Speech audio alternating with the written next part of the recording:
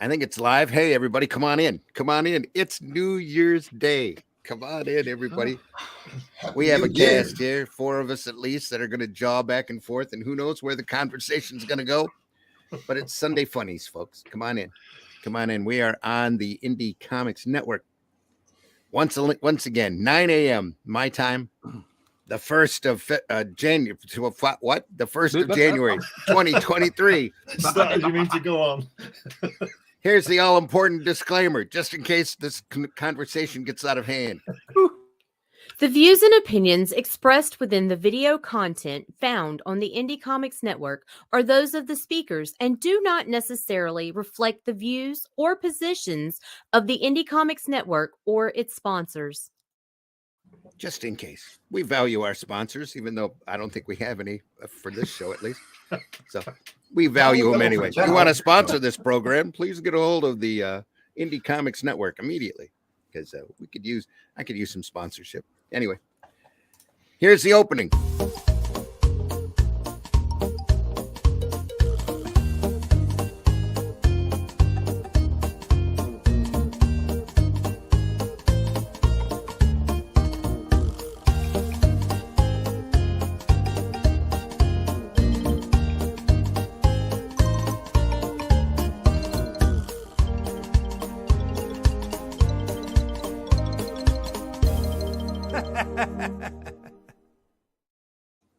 All right, Sunday Funnies, folks. Let's talk funny books.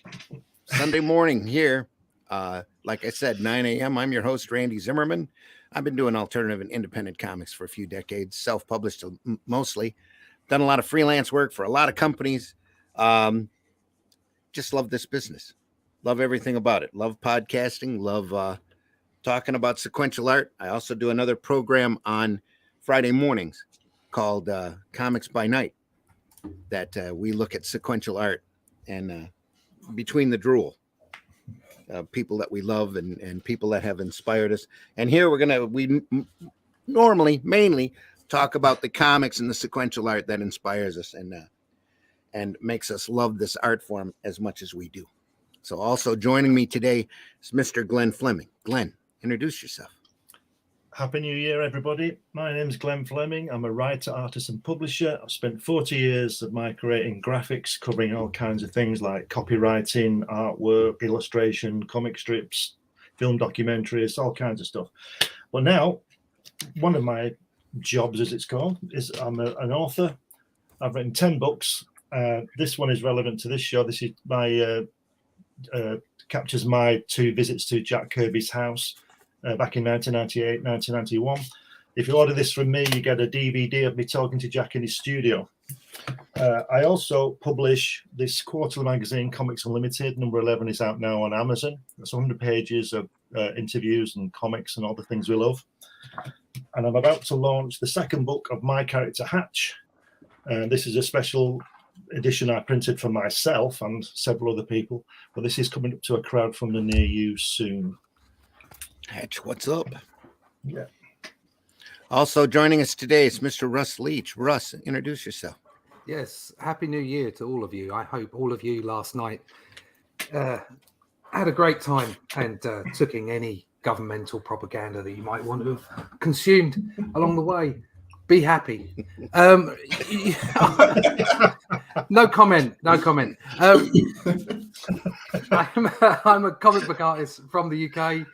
You can find me in the pages of Batman every other month over in the UK and Europe now. You can pick up my book, Only Death Can Save Us, over on Amazon, published by New Haven. And the second book is currently on Indiegogo, and you can go pick that up until about March, which is when it's going to be finished. Other than that, I've been around, done some stuff. And I, as I understand it, I found this out the other day, that there is an equation that is directly relational to the amount of old farts you have on a panel as to how much rubbish they spout. So look out for the rest of the program. It is a 75% right now. Yeah, 75% right now. So fortunately, we're being balanced by the young and beautiful Mike. We're all young at heart. Come on.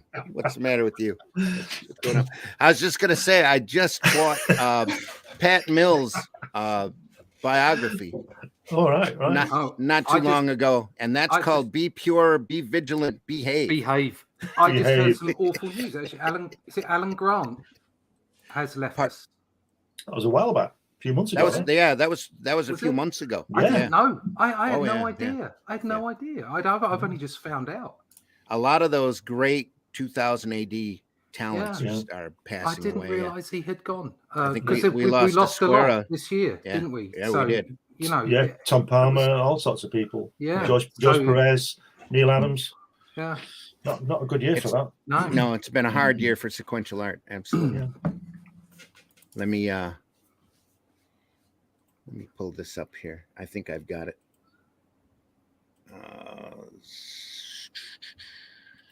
Introduce said yourself, hello to while Mike. you're still Anyway, looking. yes, let's say hello to Mike. Also joining us in a rare appearance. It's, It's been missing for Mr. a Mike while. Jimmy. Mike, introduce yourself. What is up, lovelies? I am Mike Jimmy LeBrand, creator of Love and Cora and CEO of Fairies and Ents. And very soon, going up to our 18th book.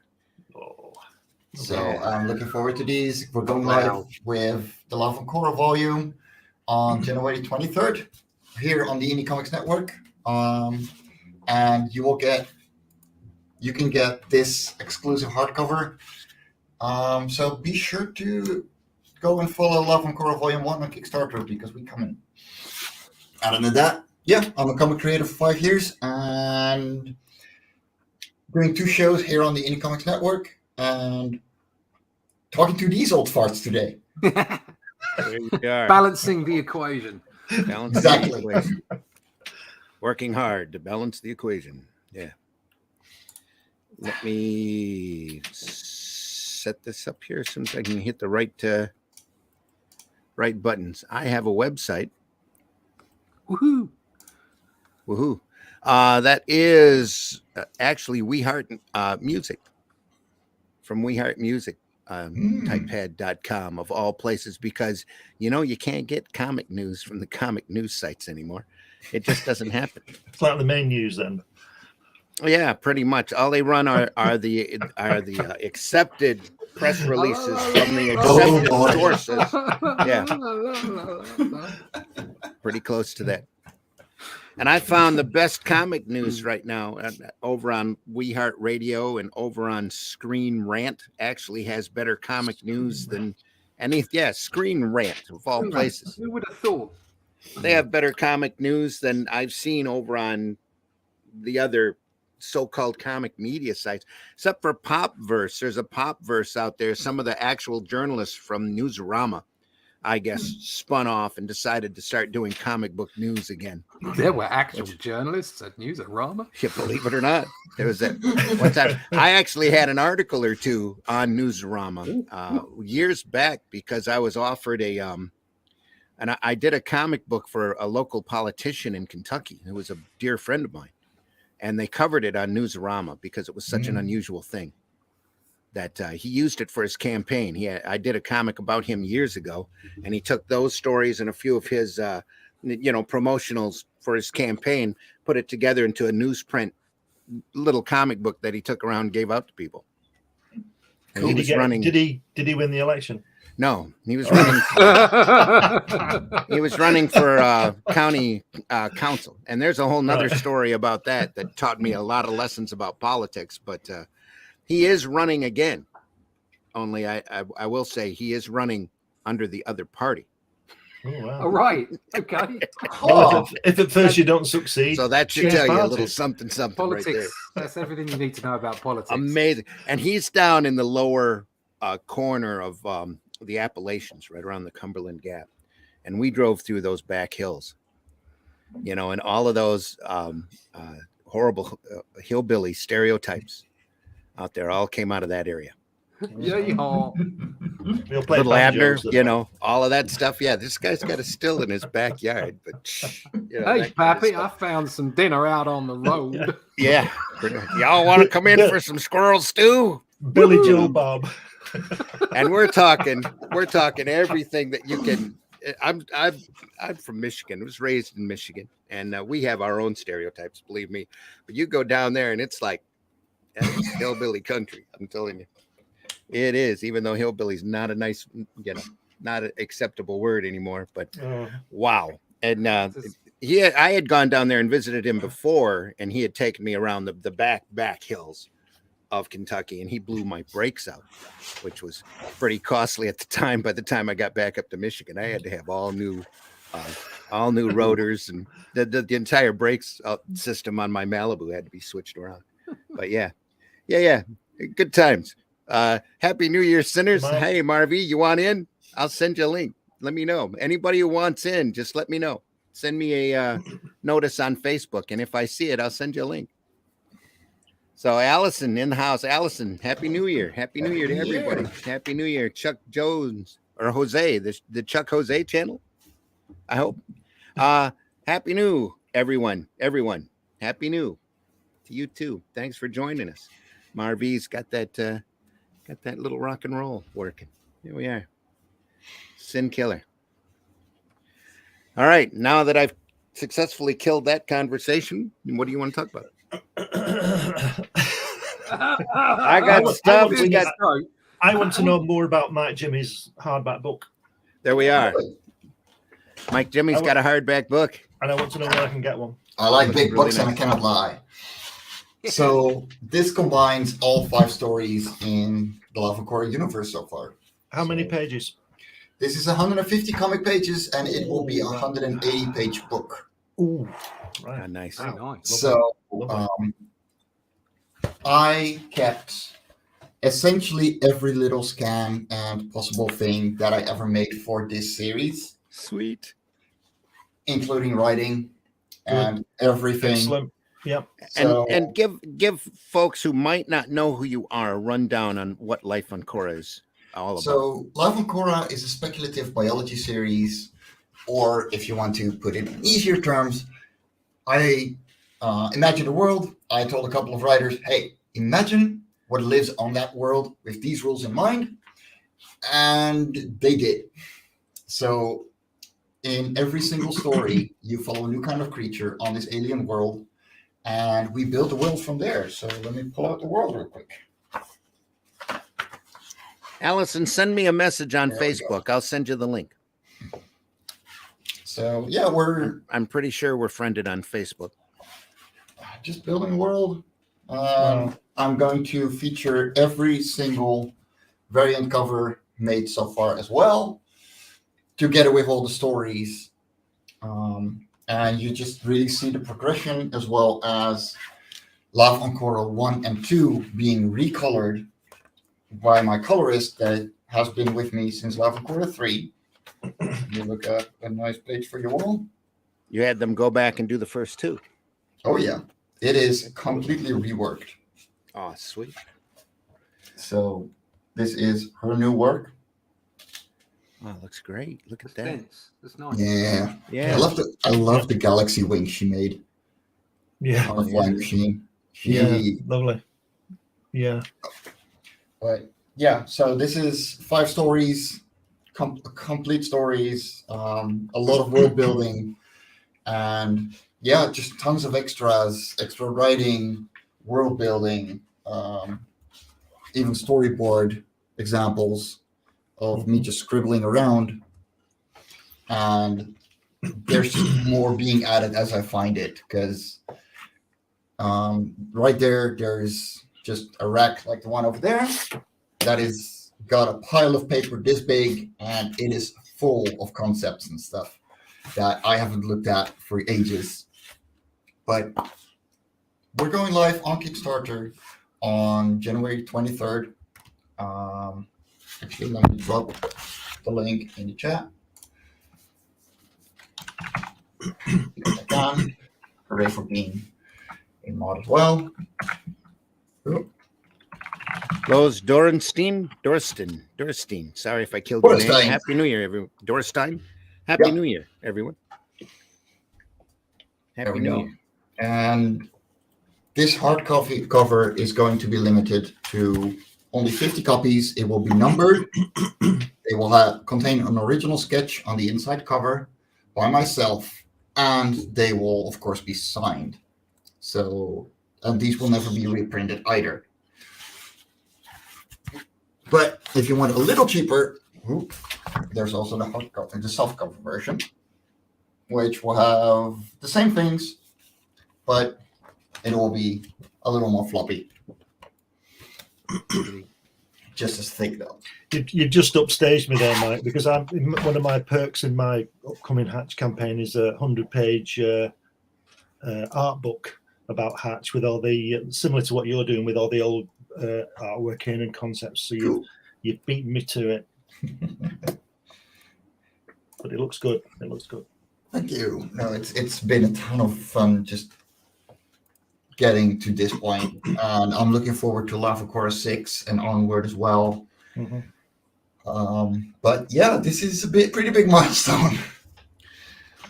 We're hoping next year to get an entire omnibus together of Tales from the Aniverse, all of the stories. Oh, yes. When you say next year, do you mean 24 or do you mean? Oh, no, I'm sorry. Yeah, either this year or next year. All depends. All depends on how everything works out. I thought I'd be done with the book I'm working on now months ago, and it's taken me it's like moving through molasses. You never realize how hard it is to talk about yourself until you have to talk about yourself. Yep. So. Yes. Oh, I don't know. There's plenty of people I know that love to talk about themselves. Yeah, but they're generally people who haven't done anything, aren't they? They're generally people who don't want to know about what they've done. Yes. Or what they're talking about. Or what they're talking about. Yeah, there you go. Yeah. But when I'm done with that, I got a bucket list of stuff I got to get done. And the wife wants me now to do a couple more Spank the Monkey books. So I'll probably end up doing a lot of Spank after this bucket list is done. Doing a lot of spanking. Anyway. Got a lot of spanking to do. There we are, isn't it? I have a monkey and I'm not afraid to use him. When's your COVID book ready, Randy? I have no idea. I'd like to say next week if I could just get it done, get it out. Well, you said you didn't have too much to do on it now. Say what? But a few weeks ago, you said you didn't have that much to do on it. I probably said I didn't have much done. Oh, it's actually like 5 books, which is really crazy. And I've been playing with formats and all this.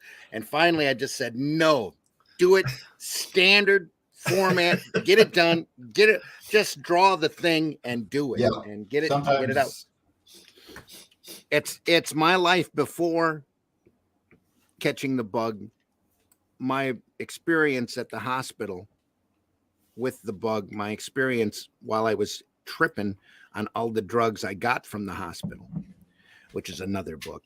My experience afterwards, because I woke up not being able to move, having to relearn how to do literally everything, and having to have that pointed out to me that happened. Wow. And having to get my head wrapped around it. I'm told it's an experience very few people get a chance to go through and survive. And the way the doctors were telling me how lucky I was, I didn't wrap my head around that until a couple months ago. And I'm like, holy shit, it's just the chances of me surviving the respirator are extremely thin, but dying twice and getting back to where I am now is like freaking miraculous. And when you're experiencing it, it's hard to grasp, it's hard to wrap your head around it because it's your life. This is just you pushing through, Mitch, how you doing? Hey, I'm hanging in. Allison, thanks for being here. Well, Mitch, introduce yourself.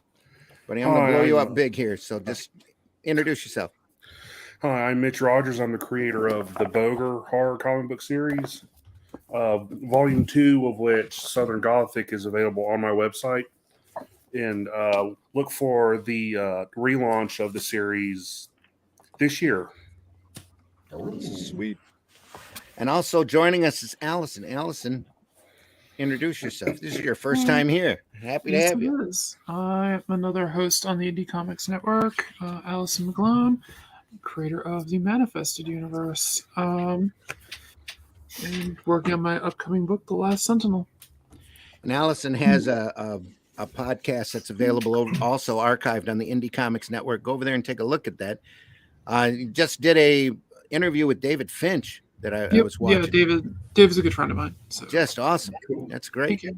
And I turn on your show and I'm like, holy crap, it's David Finch. Yeah, I'm trying to get a few others on, but they haven't returned my messages about it yet. The bastards. I know the feeling. I know the feeling 100%. So, where were we? We were at Mike Jimmy. We're done.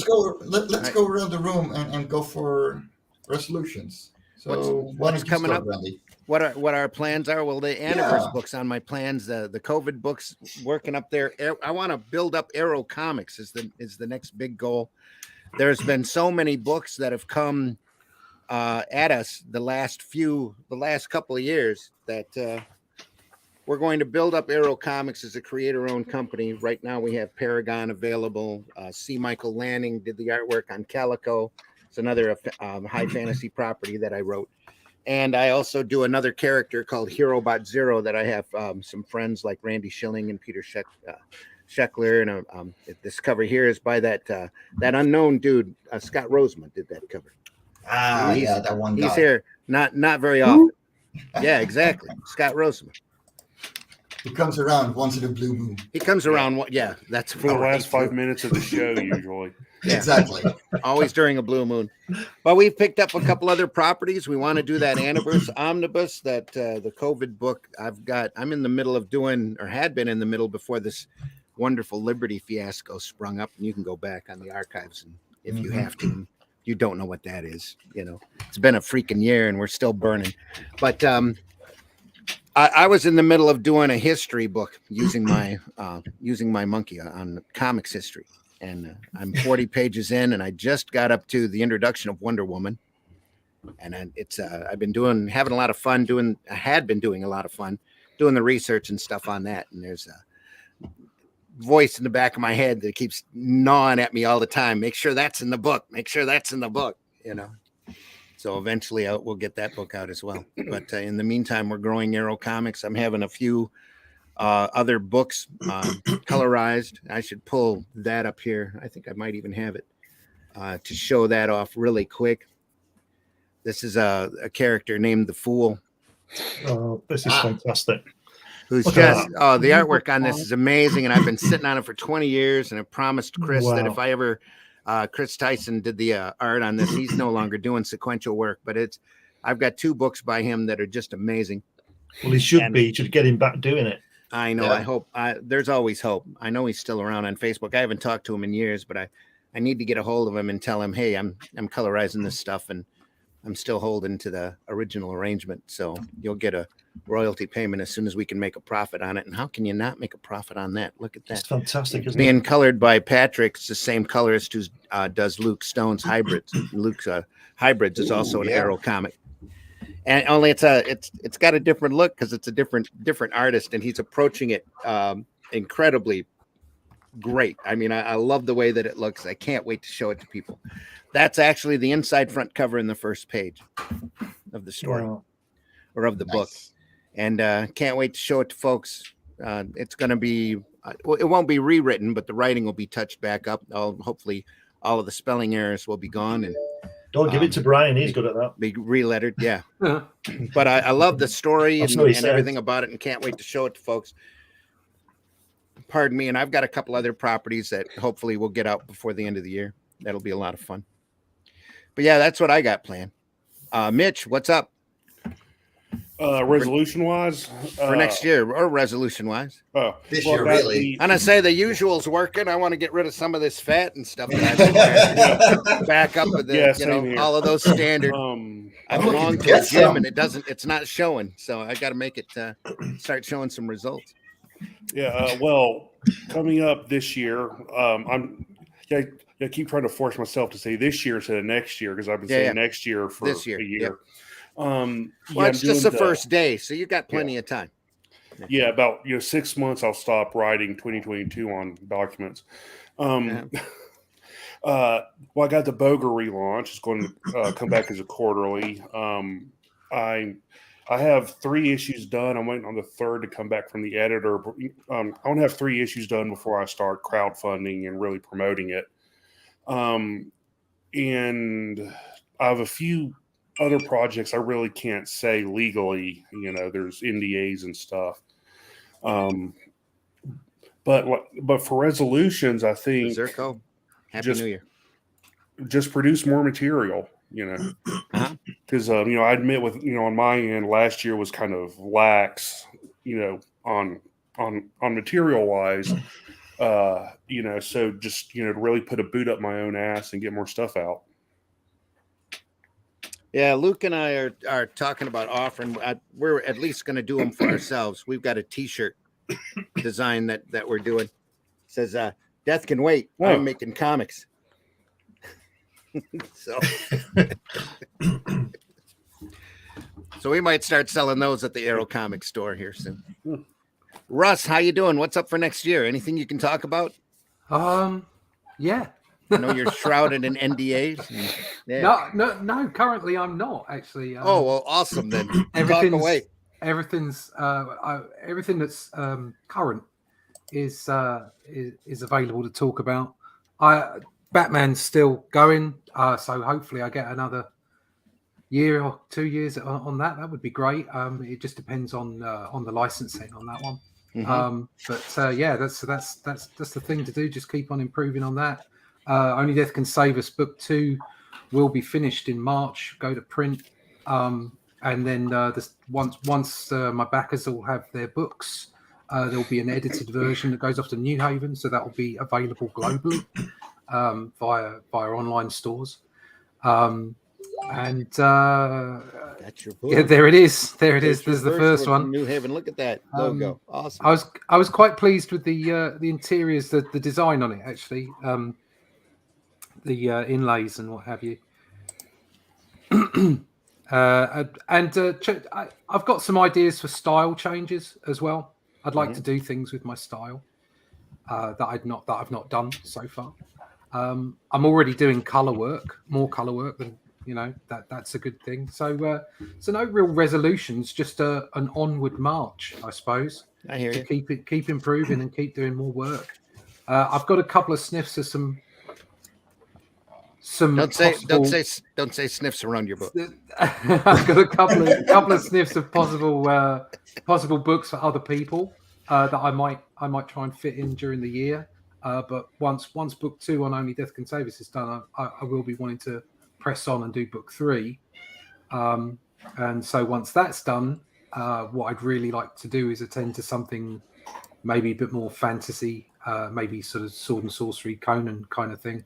So that would be something that I'd want to move on to, and that would conjoin with a change in my style. So yeah, or an expansion of my style. So anytime you want to adapt a Robert E. Howard story, just let me know.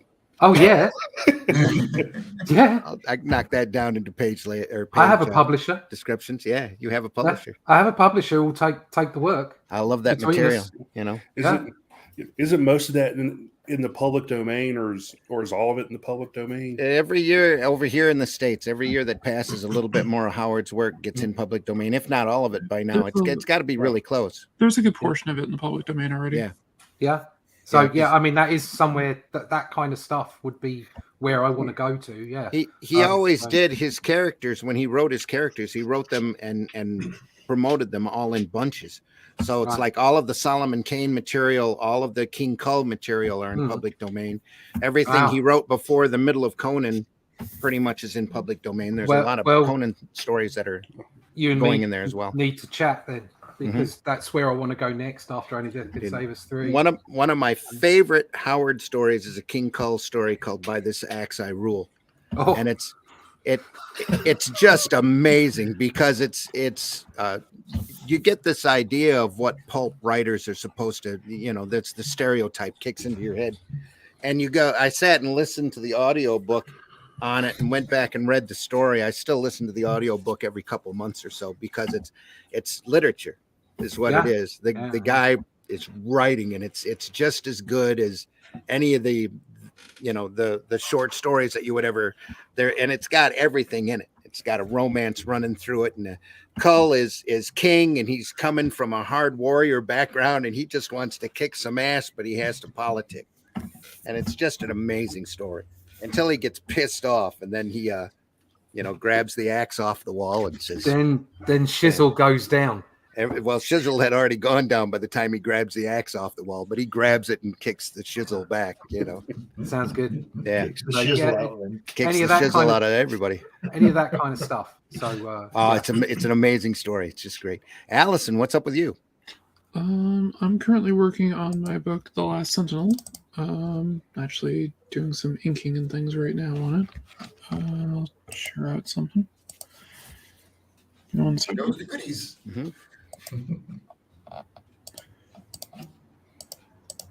There it is. There it is. So, Oh, look at that. Oh, wow. Nice. Yeah. Nice stuff. There we are. so I got a few of the pages done. Might actually go back and rework a few of them, but I like the Code Authority stamp with the circled line with through the line through it. Yeah, that's great. That's a I good like touch. I like the That's what it the way, deserves. the way you've done all the dots on the the screens on the coloring. oh, thank you. Yeah, I Yeah. got actually I found a brush set that did it, and I was just like, oh, this is a lot easier than me trying to do it individually. So it's called Craft Tones, and Hmm. I'm super happy with them. I've been using them for a few months just to kind of get the feel of it. And you literally have to do it like you were doing it the old fashioned way. You have to mix all of your colors as you're going to get everything. So Yeah, kinda like because I think I've seen C working with it as well on Sketchy Saturday a couple of weeks back. Now, are you drawing and writing this? Mhm. Yep. Sweet. Yeah, good. yeah, I do awesome. pretty much Look at that. everything. Awesome. Good. That's great. Alley Cat Comics, folks. That's comics with an X. Yep. And this is one of the bigger fight scenes that I did.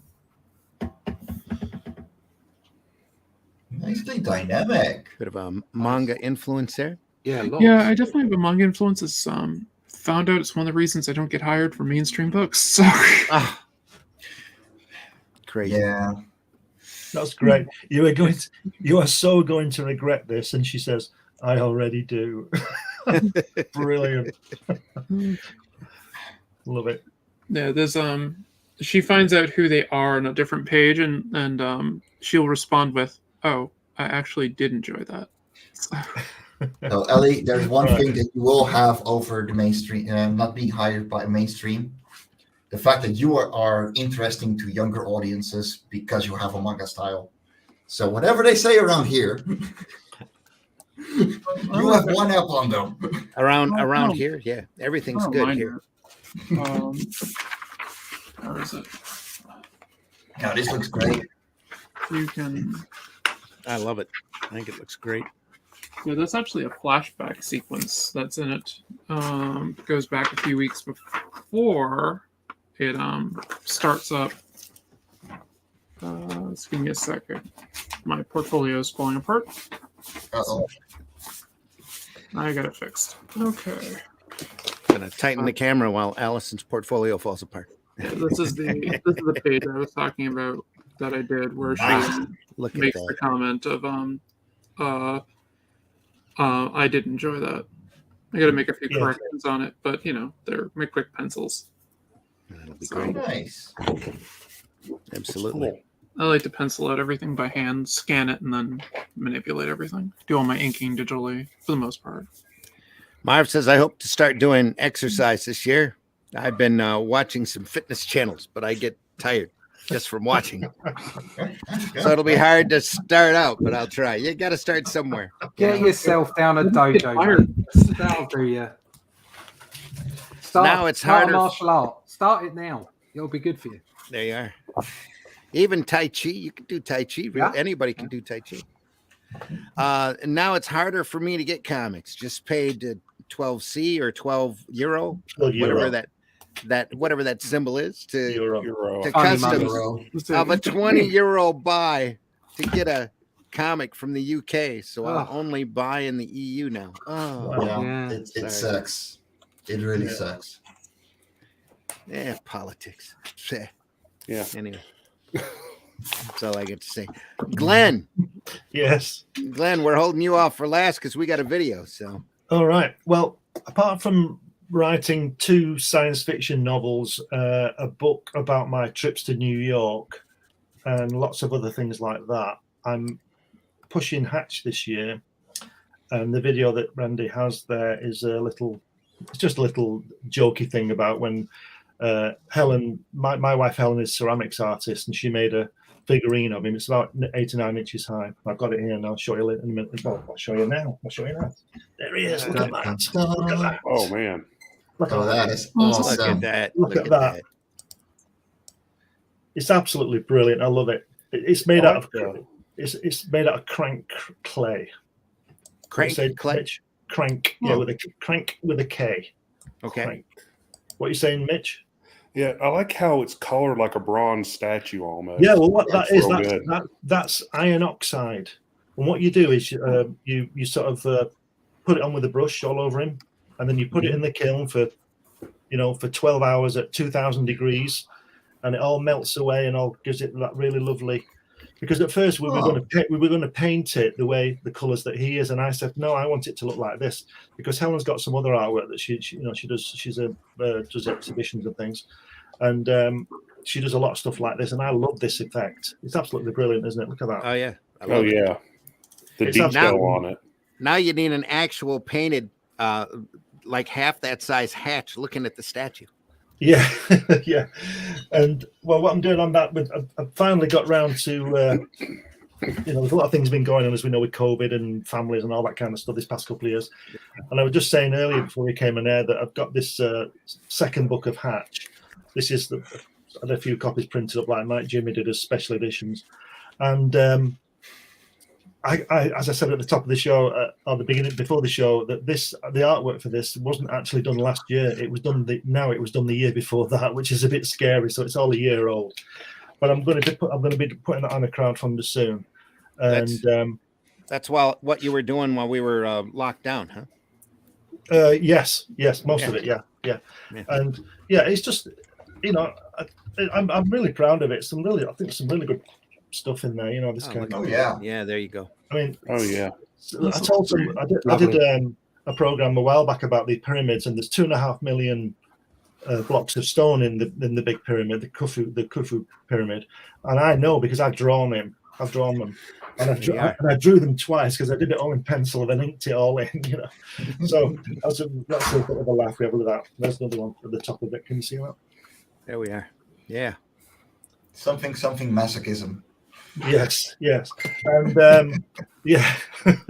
So I'm really busy. I like to keep busy. I like different jobs. I'm also trying to get through writing 2 plays that I'm working on, and I'm neglecting that. And I've got loads of books, ideas for books and comics and all sorts of things, and I do like to keep busy. Got a list. Yep. Get on with it, And I'm here doing podcasting and all this kind of thing, and I meet all these great people. So I'm having a great time. There we go. And we've got that video up here. Okay. Which I bet I didn't share the Audio. I bet I didn't.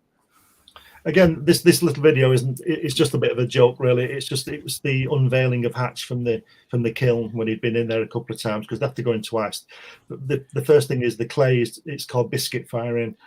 And then you put and then you put the oxide on and do the main firing. So it takes quite a while.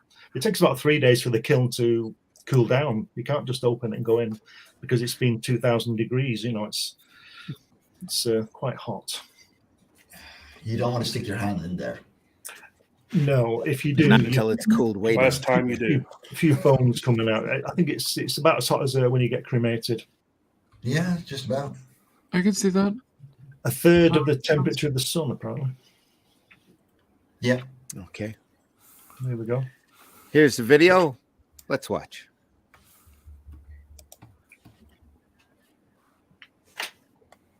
I don't have any sound. There it is.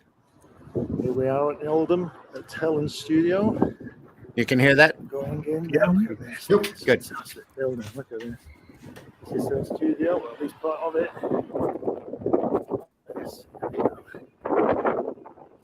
There we go.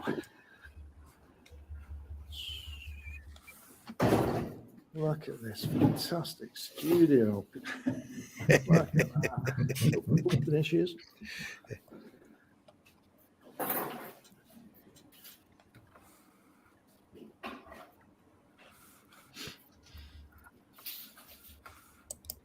Going through to the kiln room now.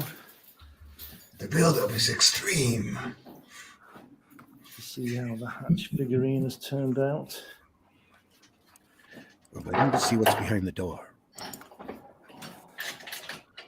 Outside is behind the door. Outside Oh is behind my. the door. Still really loud outside. Is this the kiln room? Obviously, You it must can't, be the Jimmy. kiln room because it's labeled. Yeah.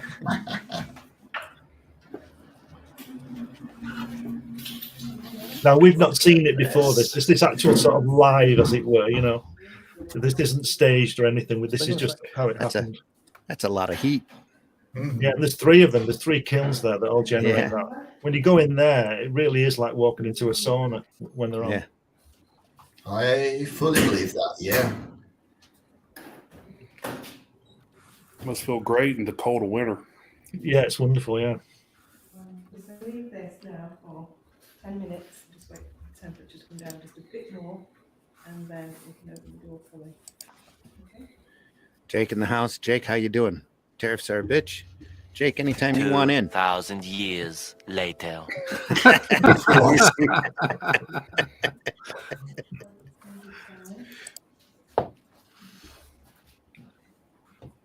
There's the top of his head. It's like a bird.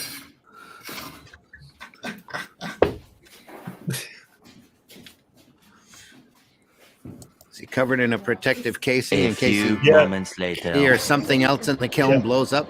Yeah. Yeah, that's right. This is outside now. Just a few minutes later. Look at Yeah, that. look Nice. at that. Mm-hmm. Fabuloso.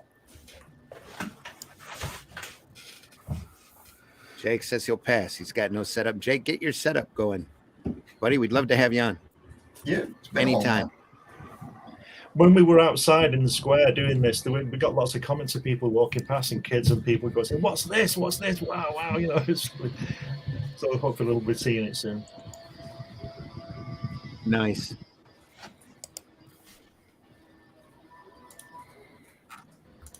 Berserko says, beautiful, Glenn. Thank you, Pazurko. It's fantastic. Nothing to do with me. That is super cool.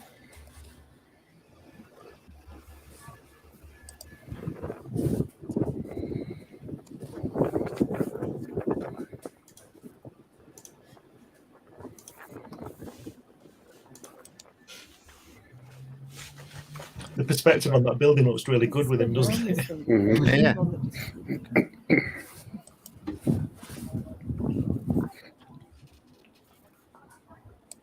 I think it's the best thing she's ever done. But I'm going to put it on the campaign. But every time I look at it, I add 500 quid to it. You know, so I'm not sure whether it's actually going to be sold.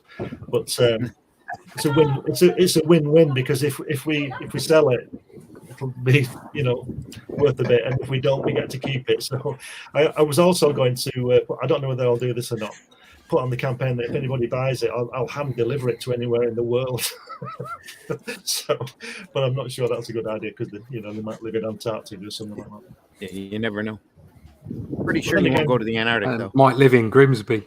Yeah, well, Antarctica sounds quite good actually. I wouldn't mind going Yeah. down there. I heard visit America. That'd be was- really cool. There's an awesome research facility down there. I'd love to see. The Charles Santino was on, and he said you can tell look at that shadow. You can tell a character by his shadow, and you can tell it's I think it's great that the shadow of Hatch there. Mm. You can see him. You can identify. I him. got you, Jake. Check your email. And in a moment, we'll see after the oxide has been added.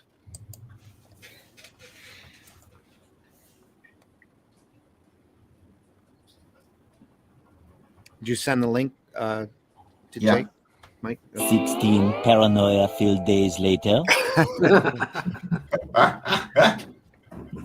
But they're going to watch this now. This is brilliant. This shows you Helen's genius on this. I think. Just watch this. Oh no, no. Hey, wow. She was afraid that he might fall over or shatter. You see, that's why she put that tube on him. And obviously, the other stuff might do the same back. But watch this now. This is brilliant. Watch this. I'll take this off because I really need to know if there's light underneath. Right, now that's just bit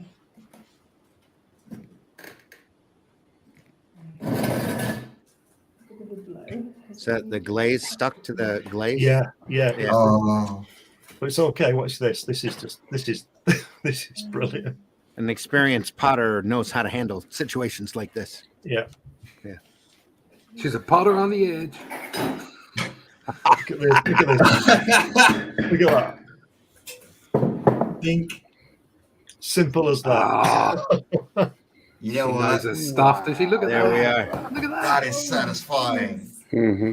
Amazing. Wow. That's great. That's really cool. Brad in the house. Good morning. Happy New Year. Good morning, Brad. Thanks for listening. Thanks for watching. Look at the ground. How great is that? Oh, It's fantastic, that's isn't it? awesome. Yeah. But when she made it, and all the arms and legs and his body, they have to be hollow because they need air to get in. And so what she does, she puts string in them to keep them together, and then in the firing that all burns away. And it's just incredible how she did it. Huh. Oh, Marvy, the color gives a great look to the piece. It does. Yeah. It is. it does. Well, that's the iron oxide. It will always do that, but it really is wonderful.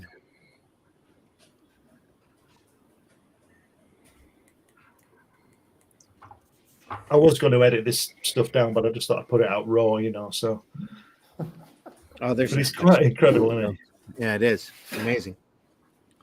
Love it. It's, really It's about a cool. foot tall, I would say. I think it's about 8 inches. About 8 Okay. inches, Okay, 20 centimeters. 20 if you say so. Yes.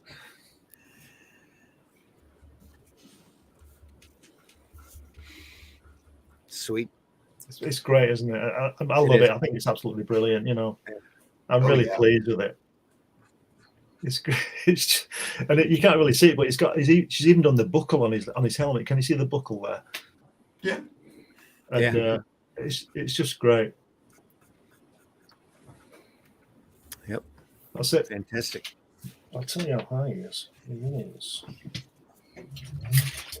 is. He's 8 That's inches very high. cool. 8 inches. There you go. There he is.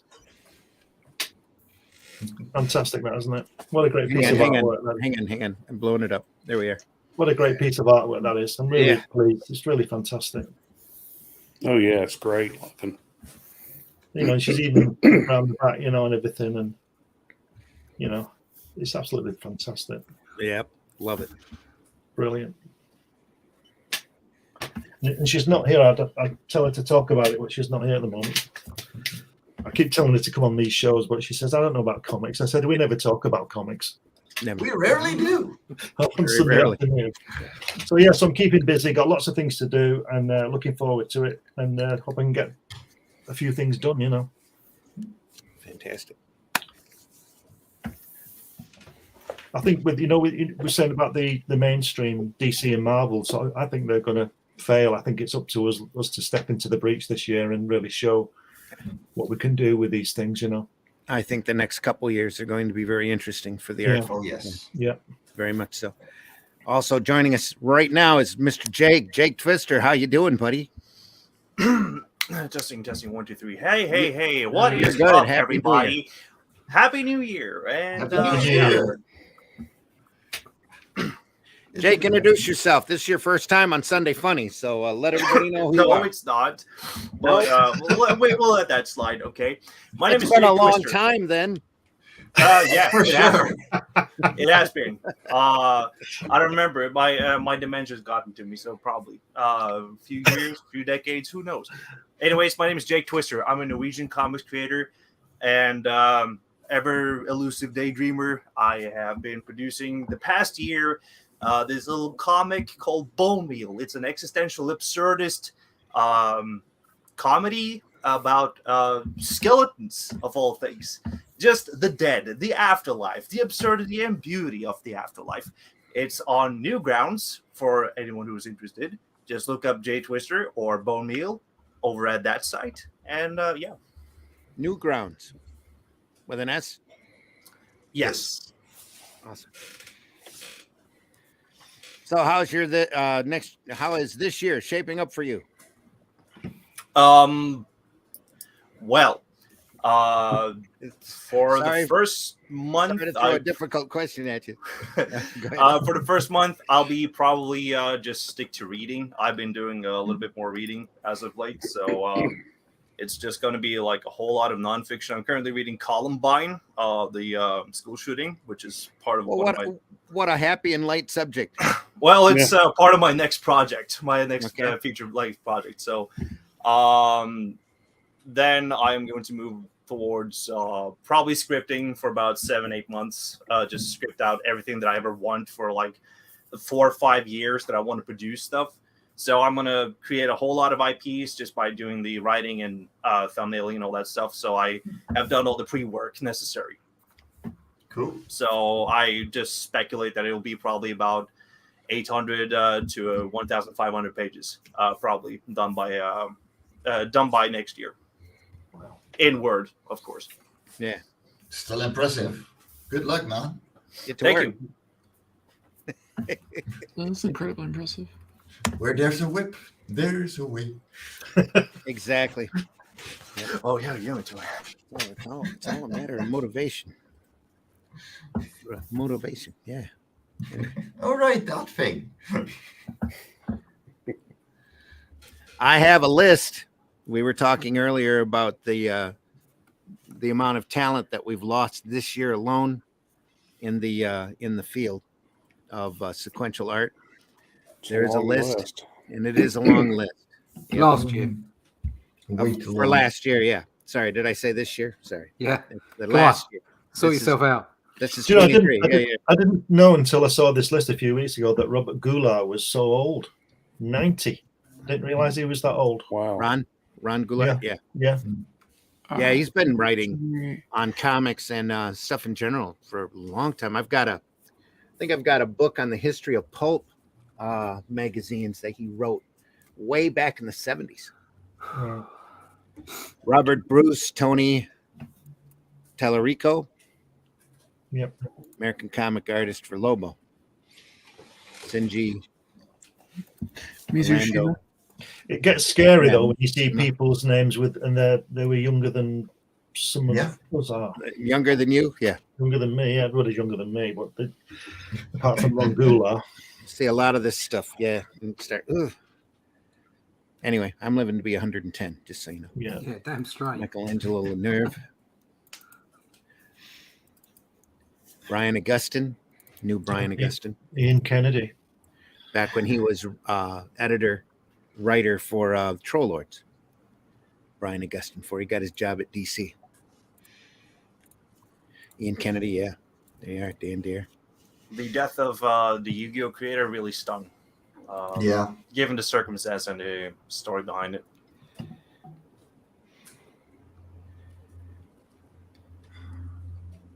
Yeah. Way too many, honestly.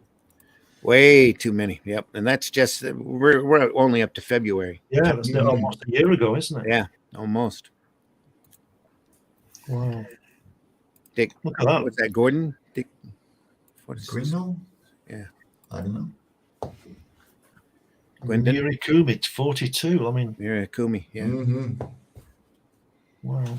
Tokyo Mew Mew. That's a pretty big name, actually. Yeah, Fred de Wit. I love that title. Mew Mew. Fred DeWitt. Oh, Marnix van Sommerty. Oh, Dan Mott. How do you pronounce that? Erik. Oh, Erik van de Meulenbroeke. Van der Mildenbroek. Absolutely. Yes. Oh, yeah, he's making that up. Bless you. Eric van der Mullenbeke. Wow. Van der Wow. Meulenberger. Okay. Yeah, van de Meulen. Oh, he's one of my lot, the Flemish cartoonist. Wow. Cartoonist for Zora. Wow. Oh yeah, I forgot. Moto Abiko passed. Fuck. Gary Leach, comic Yeah. book artist for Judge Yeah. Dredd and Miracle Man. What a Yeah. great artist. There's still a couple of us left, though. Yeah. Yeah. We're here. Russ Leach is here. David Leach is still editing Titan. We're still holding up the Leach side. There's plenty of leeches around. Is that what you're saying? Yeah, that's a different conversation.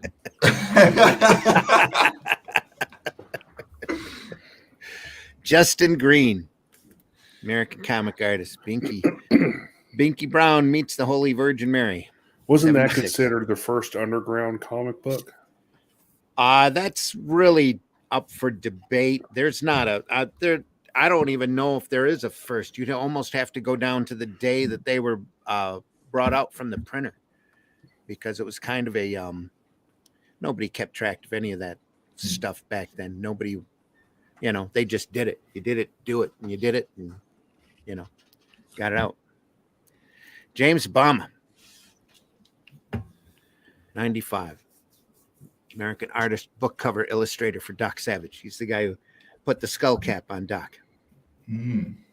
The great Neil Adams, of course. Wow. Yeah, Neil Adams, that one was rough. That's a rough one. What is sepsis? What is it? Sepsis is where It's an infection of the blood, isn't it? It's basically No, an it's infection in the blood. it's a leakage of the waste material into your bloodstream. Right. Yeah, but the ultimate effect of that is an infection in the blood, isn't it? So it's Pretty poison. much, yeah. So you're Blood, poisoning yourself in a way. yeah. Exactly. Yeah. Right. Wow. My sister had sepsis, and she had one. I believe it was a intestinal rupture, and they had to open her up and take everything out and clean it and put it back in. Oh my god. It wasn't pretty bad thing to have. Yes. She had it pretty roughly. She's very fortunate to be alive. My wife had sepsis last year because she had a kidney failure. Mm-hmm. So it was a blockage. So she's fine now, but at the time it wasn't pleasant. No. Wow. It's Those hard. prayers. The great Fred Carter, American comic book artist for Chick Publications, 83. Chick Publications. Yeah. The I got a few around here. They're funny to read, but not intentionally. Yeah, well, exactly. Yes, Very true. that's a proper way to describe it. Chick Publications are very small publications, Religious tracks. religious Yeah. tracts. Yep, all done in sequential. Well, they're more than just religious. They're like the extremist fundamental type. That's true. Yeah. Oh yeah, Very- they're I usually- consider that religious. So Usually very Baptist oriented. Yeah. Hellfire Baptist teachings. Yeah, they're usually very And also- anti-science. all sorts of different subjects. Yeah, this one's on Well- global warming. But I don't want to offend anybody, but religion, Sad little, anti-science, yeah. little earth there. Mhm. Yeah. Anyway. Makes great for kindling. Yeah. If you ever get Oh, these are fun. Come on. if They've you got ever a read book out.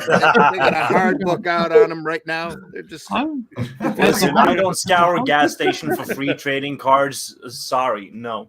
truck as a stops. hardcore atheist, all I have, over- I all have over a substantial collection of those. So I'm if telling you you, ever read great reading. their tract on Dungeons and Dragons, it is I love it. absolutely hilarious. Darkest classic. Dungeons, it's Yeah. so good. They made a fan film on it, and it's great. Yeah, those are And the cool kids, the basically a shot for shot of RPGers. Yeah. Oh no. There's If a anyone's book interested- out. There's a book out on Chick Publications where they list all of them that they could find. It's really fascinating when you get into it, because here's of course it's religious propaganda, but they went out and found their own unique distribution system, their own unique format, and just started doing it. So now they're all over the United States. My friend Tim did a huge breakdown on one of his actual comic books on like a live stream that he did, and it was hilarious because he's like a science YouTuber, and he was like trashing the science in it, and then just goes, "This art is strangely enjoyable." So Yeah, But they are. they have their charm. That's the thing. So, I mean, I can blow that up a little bit more too. Here we go. Yes, thank you. Yeah, sorry for everybody out there. I haven't been able to read that. Here we go. Look at that. Dijo Lima, 34, Brazilian. Yeah. 34 years old. Graphic Younger design. than I am. Yep. Wow. So I don't feel as bad for this Jacques Niccolou because he's 91. It's a good shot, isn't it? But when Good you, life. But Yeah. the one underneath 34, Yeah. Wow. It's Too no soon. age, is it? Death at any age is too soon. So, Everett Peck, American animator, comic artist for Duckman. Duckman. Oh man. Quack. The Tim great Tim Sale. Sale. So Patrick van Gelder, they is one of the two people that organized the Brabant Strip Festival, which for people who don't speak Dutch, stripverhaal means comic story. A comic strip, we adjusted the strip to be, yes, Speak. Yeah. you know, it's not that kind of stripper. It's one of the claws. But it might Right. be. But It might That be. would have been Not better the same to know. kind, but just as fun. that was one of the most fun comic festivals that I've ever been to as a Sweet. creator. And I'm really glad to say that yesterday I got the email that they won't be continuing because of his departure.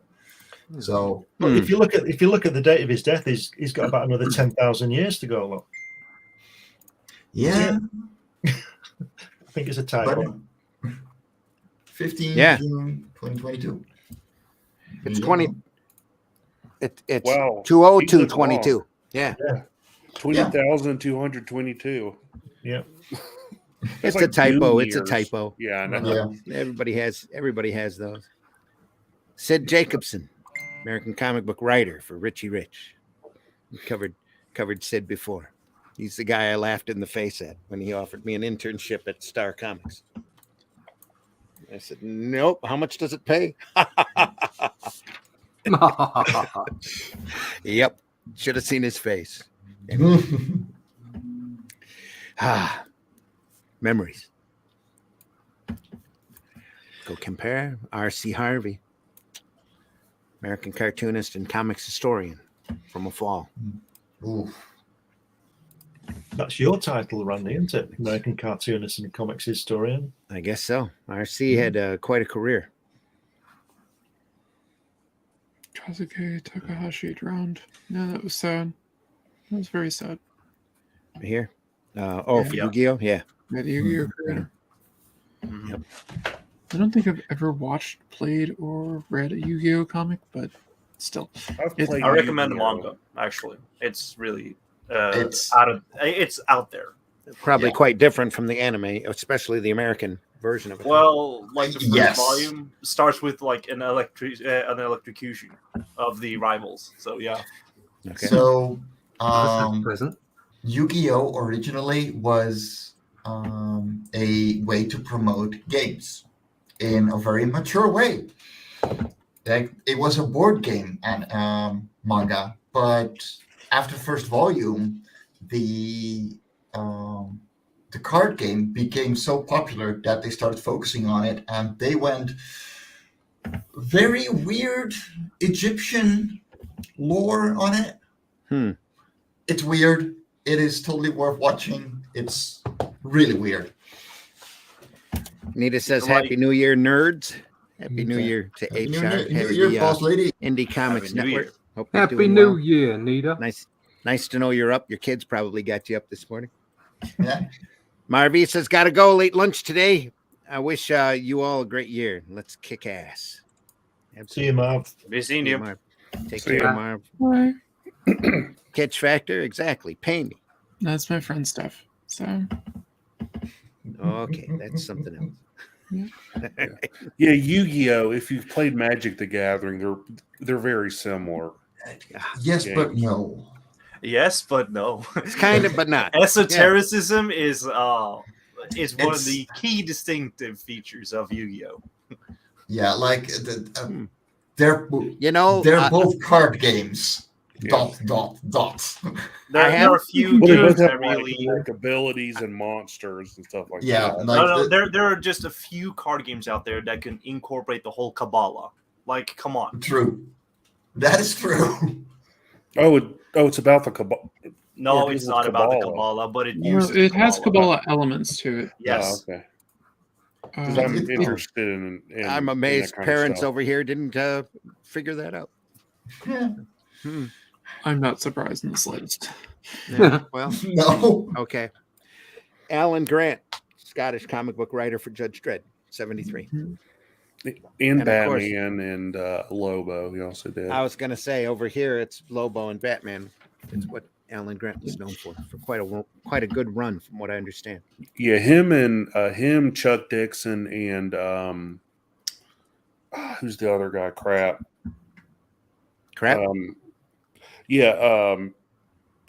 I can't remember his name, but they were Penny like O'Neill. no.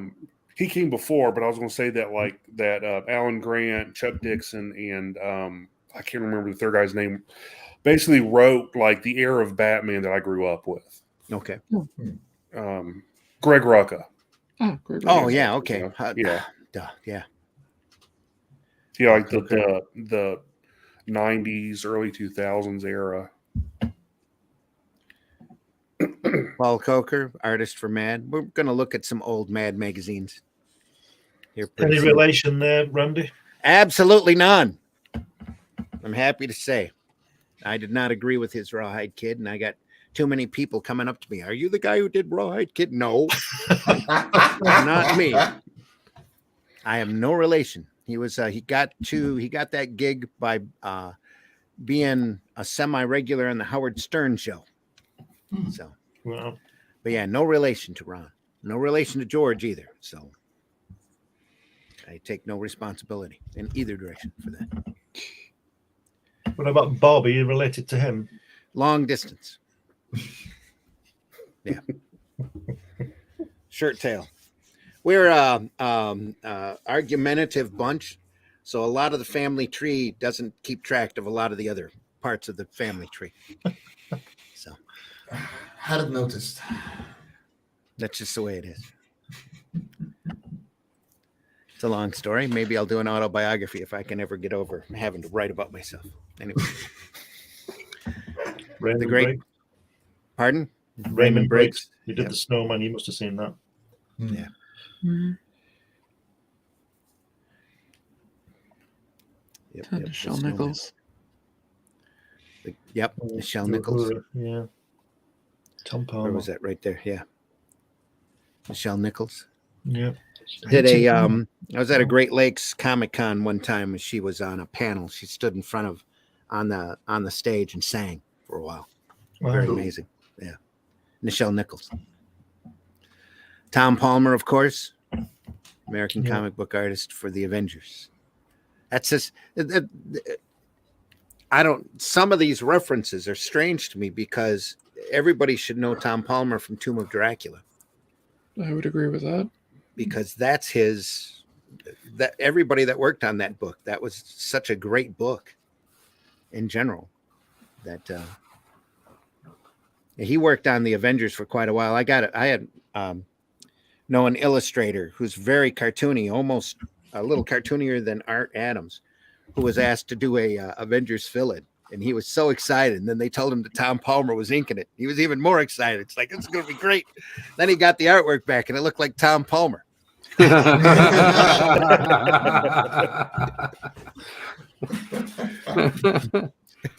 He's like, oh, he put all that work into, all of the sequential, positioning and everything wasn't touched, but it wasn't, the drawing that he did. It's like Tom Palmer went right over it and redraw everything. But yeah, it was very Tom Palmer looking. Yeah. I didn't know I was being paid for breakdowns. I thought they said pencils. Exactly. Yeah. Patrick Nordman, French journalist, comedian, radio presenter, comic writer for Lucky Luke, 73. Got a nice run of that. Oliver Frey, Clint Zach, illustrator for Terminal Man, 74. Never heard of that one. Is that something that ran in Toxic or Deadline? I think it was in Toxic. Yeah, I'm not sure. No idea. I recognise his name and everything, but I don't know. I can't remember what he was in. I remember Terminal Man and Sequentials. I'll have to go and look at I've got some Toxic issues of Toxic. I'll have to go and look at that. Ooh, 101.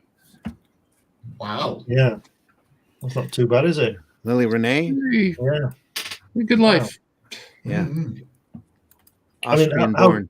How great is that she's 101 and Trina Robbins is writing a little eulogy there? And that was Yeah. Trina. She must be in the 80s. We have a great interview with Trina Yeah. on the With archived Daphne, on yeah. that Daphne did. Yeah. Just Yeah. fantastic. It's with great Jeez. sadness that my sister and I regret to inform you of the passing of our mother. She died peacefully at home, as was her wish yesterday after living a full life, more than 101 years. There is a time for all of us, and her death comes on the heels of the birth of her third great-grandchild earlier this year. Oh, Damn. That is Amazing. awesome. amazing. Dan Newman? Yeah, Newman. Newman. Yeah. BB Glitz, 75. Hmm. Underground cartoonists. A lot of the underground folks are passing as well. It's like the 2000 AD talent pool. It's getting old in there. Oh, Rob Harlan. Wow. Rob Heron, yeah, 78. D. Boomerang. Yeah, the boomerang. It's a boomerang. I Yep. think it was. Pretty sure it was a comic magazine that ran for a good while. Personally, it's before my time, so. Eric Jones, Little Gloomy, 51.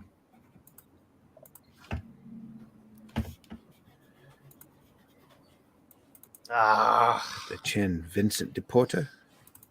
dang it. King Jongji. Fuck. SpongeBob Say what? comics, really? Oh, Kim Jong-il. That one stinks. Kim Jong-il. Yeah, Jong-ji. Kim Jong-il. Jongju. Jong-zit. Sudden heart attack, aged 47. South Korean artist, also known for his ability to recreate complex scenes entirely from memory. Oh, yes, of course. I know who that is. Ah, Yes. yeah. Amazing, amazing illustrator. He died on his way to New York Comic Con. Yeah. Hmm. There are videos online of him working. It's just phenomenal. It's one of those scary people like Sergio Aragonis works the same way. Just starts at one point and right through, but a lot more detail. I always thought his work had a very Italian look to it. Some of the illustration work that he did. Hmm. Alfredo Chiappori. George Booth, Yeah, George Booth. Kevin O'Neill. 96. Mhm. American cartoonist, longtime contributor to the New Yorker magazine, 69 to 22. Cartoons are often set in messy households with all kinds of objects, junk, cats, and dogs in every corner. His trademark English Bull Terrier character became a mascot of the New Yorker. Yeah. Kevin O'Neill, of Yeah, course. Yeah. Yeah. That was a rough one. Such a great, great artist, great talent. Yeah, it's another screw you cancer. Yeah, very much so. If I could just say that in the current edition of Comics Unlimited, I'm running an interview with Kevin O'Neill that I published in Crikey about 10 years ago with regard to with him passing on, So check it out, Yeah. Great stuff. Danny Bullinani. Up, if you're hearing creaking up stairs, the grandchildren are here. So Is it the red weed? hear the little pitter patter. What red Carlos weed? Pacheco. Yeah, the red weed. You wrote that, Ah. wasn't it? You wrote about that. Carlos? Yeah. Carlos Pacheco. He was amazing. Cartoonist, superhero artist. The cartoonist, world legend, thanks to his illustrations of the X-Men, FF, Thor, Spider-Man, Batman, Avengers, Superman. Suffered from Alzheimer's? No, ALS. Is that it? ALS. Oh, sorry. Yeah. Yep, right there. And Just as lactic terrifying. lateral sclerosis. Yeah, not good. Of course, Batman. Kevin Conroy, Yeah, that voice one of hurt, Batman. too. Mhm. Yep, it did. I think that Learned was about that at the Grand Rapids Con. That was a rough one. Mhm. And he had done a show not more than a year or so before that that I was at. Marcus Sedgwick, novelist for Dark Satanic Mills.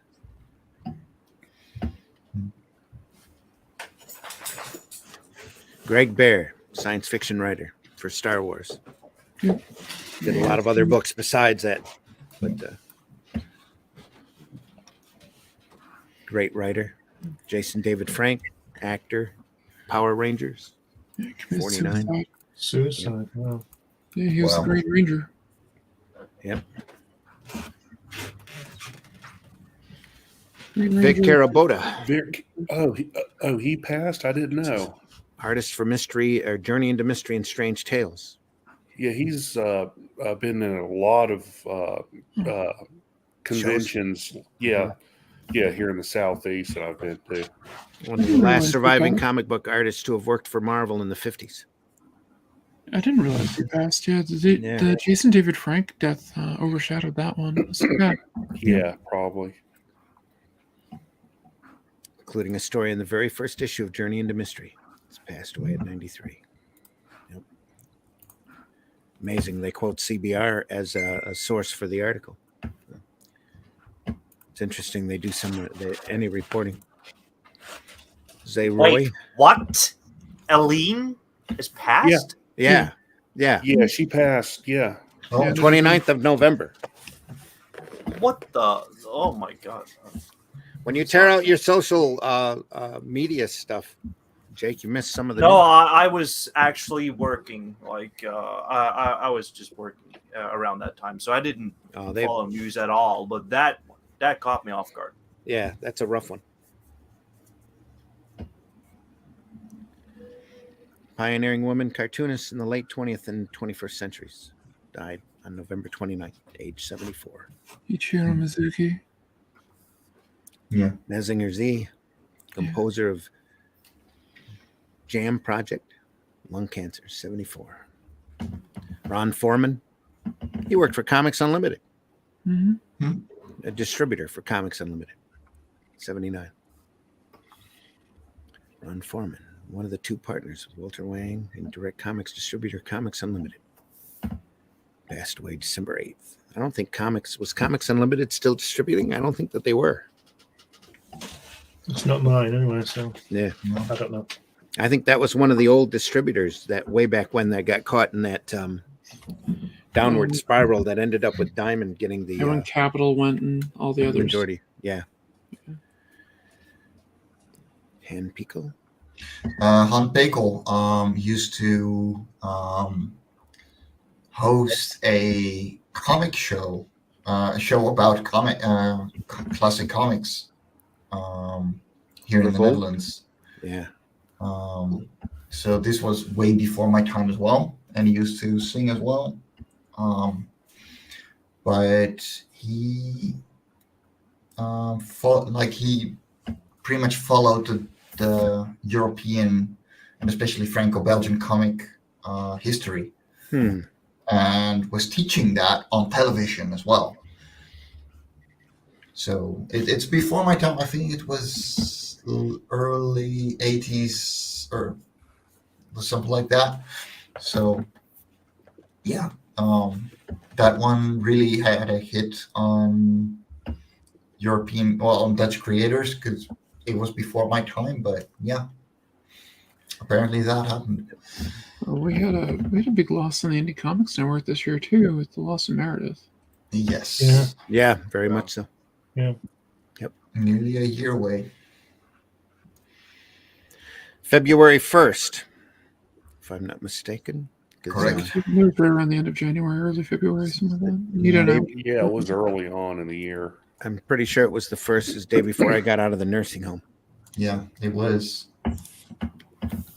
That was a shock, wasn't it? I think I only spoke to her, I think, a couple of days before she died on a podcast. It's a stunner. Yeah. Yeah, that really hurt. It was incredibly painful. Yeah, I was on the last stream they did, and just like said goodbye, sort of like ordinarily, but that was the last that time. was the last one. That really like spins you. Yeah. Yeah. It does. You never know. I barely knew her. I was just starting to get to know her, and Yeah. it was horrible. This is a great. It's such a great loss. R.I.P. Conroy. Yep. So sad. Grew up watching Power Rangers. Absolutely. Happy New Year, all. Matt Black Gaming. Matt. January 31st. 11:59 p.m. Yeah. Wow.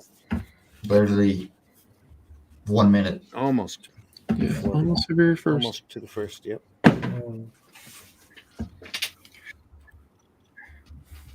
Okay, that's the downer part of the program. Let's let's do happy stuff now. Happy stuff now. What are we We going can to go back up. Huh? Uppers? Uppers. Uppers. We have pills for that. More to Another look stuff. forward to in 2023. The next What's project. up? What do you think's going to happen? Do you want to see my next Batman cover? How's that? Yeah. I do want to see your next Ooh. Batman cover. Do tell. Yes, That's we a silly do. question. Batman. That's a very silly question. There you go. Well, do you even have to ask? Because Here we go. yeah, we Apparently he did. Yeah. Scott Rosema, where are you? Anyway. Scott Roseman, where are you? Where are you, man? Firmly in last year. well, it's not the end of the show yet, so Yeah. That's we right. got time. Oh, look yeah. at that. Look at that. Blow that up if you can. That's Clayface Ah. is one villain I think they need to use more. I agree. Well, it's in issue 7. There you go. And didn't he go through and redraw, or I mean pretty much reboot that look of that character, didn't he? Yeah, Yeah, it's I kind think of. so. Didn't he it was for the around the animated 70s. series? Yeah. And Yeah, this is- it's just so great. Everybody Yeah. just took it. Yeah. The brief I have is sort of there's loose elements of the old animated series in it. hmm So yeah, there's bits and pieces. Just great stuff. So, there you But go. that's how they would draw Clayface now. yeah, Anyway, yeah. it's just the way it is. Yeah. So some nice color work from Jimmy. So Matt Black, is that comic book black belt? Can you say that in Batman's voice? what? I don't know. I'm Batman. Well, which Batman, and then we'll. Catch Factor says so sick. Yeah, because I think anyone can do Christian Bale's Batman. Yeah. I'm Batman. All depends on which movie. Because Tell me now. he gets more cartoony as he goes along. It's like the Yeah. first run of Batman films. It just each Yes. successive one gets more and more cartoony, and you just It- to the point where you're going stop, Live just action stop. Batman. This is the real Clayface. There you go. There you go. Live action Batman is only as ridiculous as the eye makeup can allow it to be. There you are. Okay. That's why the Yeah, animated well- series works so damn well. Is you don't have to worry about. There's some makeup. truth in this. Yeah, I still can't believe they like exaggerated the eye makeup to a point where he takes his mask off and he's got the stuff around. It becomes Oh, hello. Kung Fu Panda. Oh, we don't want to talk about Kung Fu Panda. Anyway. Oh, come on. I was just rewatching that series, and it's just like a quality dip, like the trilogy. Like the first one, Yeah. excellent. And then the third one, I'm like, what the fuck is happening? What is this? Yeah, What is even going on? What is this Chinese propaganda? What the Okay. I had an agent pitching a mischievous franchise to DreamWorks at the time, and they decided to go with Kung Fu Panda. So I had a treatment. Disappointing. I had a treatment done up, but mischievous from the Universe. I had a whole mischievous trilogy laid out that would have been phenomenal to see animated, and didn't quite make it because I guess Jack Black was going to be a panda. So anyway, You know what to say. Just take all the DVDs, go out the window, skadoosh. Just as I have found there's so many times in my career when I've missed it by that much, just a couple of hairs, and then you find out that it was really fate doing you a favor more than anything. So I almost had a series with Vertigo, a supernatural soap opera that Will Dennis was, who was a associate editor at the time, was really up on, and he was going to push it through, and it was going to be great. Pitched it to him at San Diego. He loved it, wrapped his head around it, was so excited, got back from San Diego going, I'm going to be a Vertigo writer. This is going to be awesome. I can't wait to do this. And then he writes me back and says, Karen Berger took one look at the title. And because the title was named after a town, she decided that she didn't even look at the rest of the proposal because they had just signed another property that was named after a town. And that was a property called Midnight Mass, which was kind of like a couple, like a heart-to-heart supernatural investigator kind of series. When they met, it was Maida. Pretty much. And that related, it's a good the series. creators on that property have gone out into the media and talked about how poorly treated and ran over they were, and just mistreated, and nothing good ever came out of it. They only did 6 issues, and I'm like, well, might have actually dodged a bullet on that one. Probably. Well, if we're still going for resolutions, I still got a part 2 of all of these books coming up. Hang on. Gotta blow that up. There you are. Boom. There you There are. we go. Yeah. So I'm publishing 6 series just because Love of Corey is the one I promote mostly. Like, I got a lot going on. Yeah. It's got the rating site, and I only found the Arrow Comics logo, but hey, that is such a loss. I don't know what we're talking about. Such a great logo. Singular. Oh, yes, it is. Is that a 4.0? Yes, it is. Okay. That is. Yeah, we're dropping the 4.0 as of today. So we are Arrow Comics again. Yeah. This is worth more now. Yeah, there you are. Now we got the Oswald Chronicles, my first day.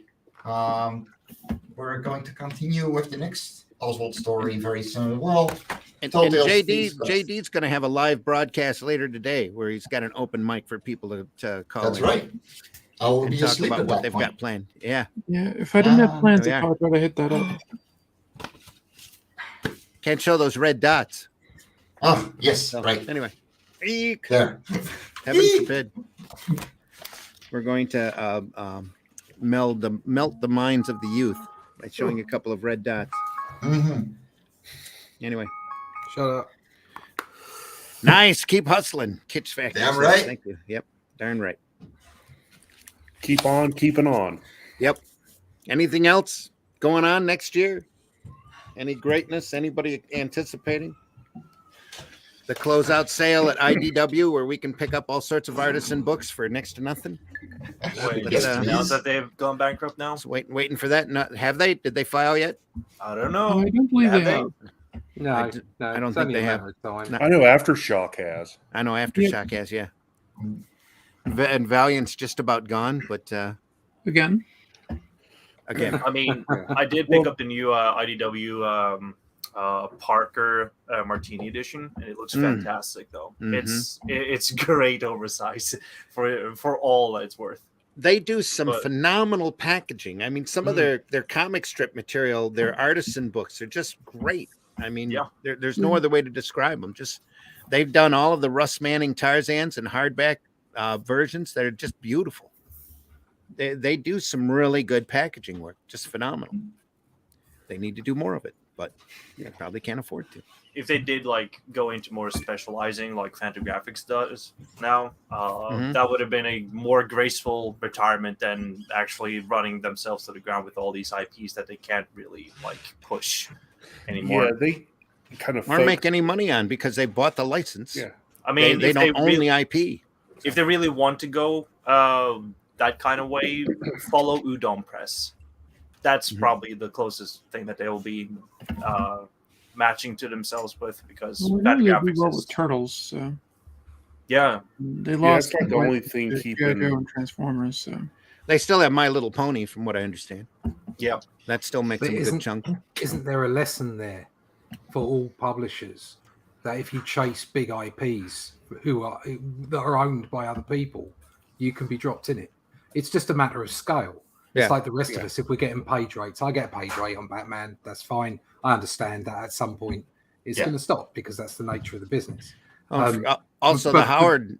But Go ahead, I'll get chopped off at the knees at some point because that's the nature of the business. Well, on a much larger scale, if you're a publisher and you've got other people's IPs, eventually you're going to get chopped off at the knees, and you'll have nothing because they're not your IPs. Which so there's that important lesson of why films have been so great in the past and why books were so great in the past is because people were willing to take risks on new intellectual property, and so therefore when it did become popular it was theirs and they could continue to make money on it. That's what in my opinion that's what that was the problem with not only IDW but Dark Horse, because for about 15 years everything they really pushed was either Star Wars, Buffy, or Aliens. And they had all these other IPs, that were creator owned or company owned that they could have, kept, afloat. But like you said, they just, chased after that, those other IPs. And then when Marvel bought all these other companies, they essentially took the IPs from Dark Horse overnight. Yeah, exactly. So the first thing you know is they get sold. Yeah, you get stuffed because you're left holding nothing. So and it's that thing we were talking about it the other day with Malibu Comics and what Mr. Mann said about it is that it's green lighting comics that make money, not green lighting comics that make millions or billions or whatever it is. And if comic book publishers were to have stayed focused on comic books, then maybe they'd have had a chance, because that would have been their business. But unfortunately, that's all gone by the wayside now. So, but it's I think it's a lesson to everyone just to keep hold of those IPs and don't go chasing after, don't go looking for other people or other properties to save you, because they're not going to. Well, unless you're able to stretch it. Unless you're able to stretch it out in other markets, but the bottom line is, if somebody else controls it, you're always at the behest of the people that own that element above you. And if somebody rolls in and buys you out or buys out the people that own the IP that you've been making money off, and they go, well, we don't like you anymore, you're stuffed. Yeah. The thing with Dark Horse right now is that we actually do see the early mining of the intellectual property that they do sit with after the Embracer Group purchase, which means that, an example, Hellboy is now getting a video game after 20 years. Yeah. And that will probably lead somewhere to like the media mixing, where they can actually profit more off the comics that they produced, but they have to take up the brunt of the work to self-promote that, or just try to tie it somewhat in. And that's sort of like the franchising aspect that we will have to speculate on until we see more IPs getting into it. And we'll probably see the few original IPs that are in their catalog, like Beasts of what is it called? Beast of Burden and such. Yeah. Oh, that's a great book. If that will continue, although there are already competing, there are already internal conflicts with that IP, but that was just a random example. But one thing I think Dark Horse is going to go down in history for is making other people billions, because they literally saved Terminator, Aliens, Predator, and Star Wars. And showed that they were viable properties. They picked up those books when nobody else was thinking about them, especially Hollywood, as any type of lucrative property. And they showed them how they could be done incredibly well. and they've since gone through and pretty much bastardized a lot of that material into the movies. Didn't The thing I love about IDW? the Star Wars stuff, all of the expanded universe, the original one, owes everything to the original RPG by West End Games. Oh, there you go. When Timothy Zahn went to write the Thrawn trilogy, which I don't like, and I'm a very diehard Star Wars fan, they said, well, what's the background information? Lucasfilm gave him the RPGs and said, this is what we have. Is when George Lucas said he needed basically what became a Rhodian, he goes, get me a Greedo. He didn't name any of the races. He didn't name any of the spaceships, really, aside from like the X-Wing fighter and the TIE fighter and the Millennium Falcon. He didn't tell you it was a, I forget the makeup of what it is, but he just said, I need one of these, and that was it. Sugar Chris in the house. Sugar, thanks for listening in or watching us today. Says, I still don't understand why the people who own the IP for 2000 AD stuff doesn't make video games of them. So much potential there. They're in Hollywood, in movies, streaming services, everything. There's a lot of great stuff to be mined there. The thing is a lot of that material is co-owned by the talent that created it, especially the early material up through the probably through the mid 90s when they changed their property right and royalty structure. Talking of 2000. Talking of co-owned, didn't So you have IDW just put out a call to say that we'd really like independent stuff because they've run out of their own IP. They've run out of the IPs that they were. They never talked to managing. me. No. What I'm saying is they put out this general call and said, come, all you independents, come see us. We want to be the place for you. The ship is sinking. Come work for us. Yeah. Hey, exactly. look at our last 10 quarterlies. Come and work for us. By now, everybody's going, what? Would you want us to come and work for you? Seriously? It's all a little bit too late now, IDW. And the funny thing is, IDW was one of those companies that really spearheaded indie comics in the 2000s with 30 Days a Night hit it big. What was their other big one back then? They kind of gave the first or gave us the first exposure to like Becky Cloonan. Steve a Niles. lot back then. Yeah, Steve Niles too. 30 Days a Night. Ben Temple-Smith. Yeah, Ben Temple-Smith. Yeah, that's right. And what's happened? It's all gone. I think they got that IP. That IP money.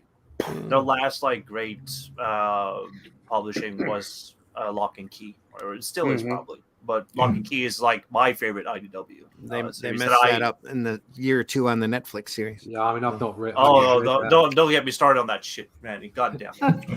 Sorry. We're here to talk about the stuff that inspires us. Yes. Not that it could fire that us up, series but definitely for inspires. all the wrong reasons. Yeah. Like the expansion stuff that they've been doing. Great stuff. Nicholas in the house. Nick, hope you're doing well. Hope you had a happy new year. Happy New Year, folks. Happy New Year, Nick. I've noticed the best stuff coming out of Netflix is foreign stuff. Like I just finished the first season of 1899. Great. I've been meaning to watch that for a while. Yeah, it looks good. Yeah, unfortunately, it's one of those things that if I tell you the plot, it'll end up ruining the whole show. So. We've watched the trailer probably half a dozen times, and we're like, we need to sit and watch that. I couldn't. I turned that off halfway through first episode. 1899. I was just couldn't deal with it. Really? It just wasn't doing anything for me. On your say so, Mitch, I will go back and give it some more time because I trust your opinions. But I had trouble getting through the first episode. But then maybe that's because I've completely lost my attention. Wednesday was an attention deficit order now. To be fair, a lot of Netflix shows have that problem of having a very slow start. So I gotta agree with you on that one. It is often very hard to get through that first one of a lot of shows. I think it's that mentality that's been slowly building over the last 10, 15 years of stretching out a series. And expanding the storytelling instead of having a finite end, or if not a finite end, That was if you have a finite end, that's one good thing. But then if you say, okay, we've got a finite end and we're going to make 20 episodes when it should only be 5 or something. that was The that was Witcher. Stranger Yeah. Things to me. That was Stranger Things to Strange, me. I they got did through that the a bit in first Stranger episode and I Things. just could not go on. Just, Didn't Although you- I found that weirdly, I got into that. It was okay. Didn't they do the same with Lost? I Yeah, never Lost watched thing. that. I think I watched the first 3 and it wasn't really going anywhere. It I lasted spoke to a lot of 6 series, disappointed people. Oh, that was like Yeah. Gilligan's Island by J.J. Abrams, right? Lost. yeah. Yeah.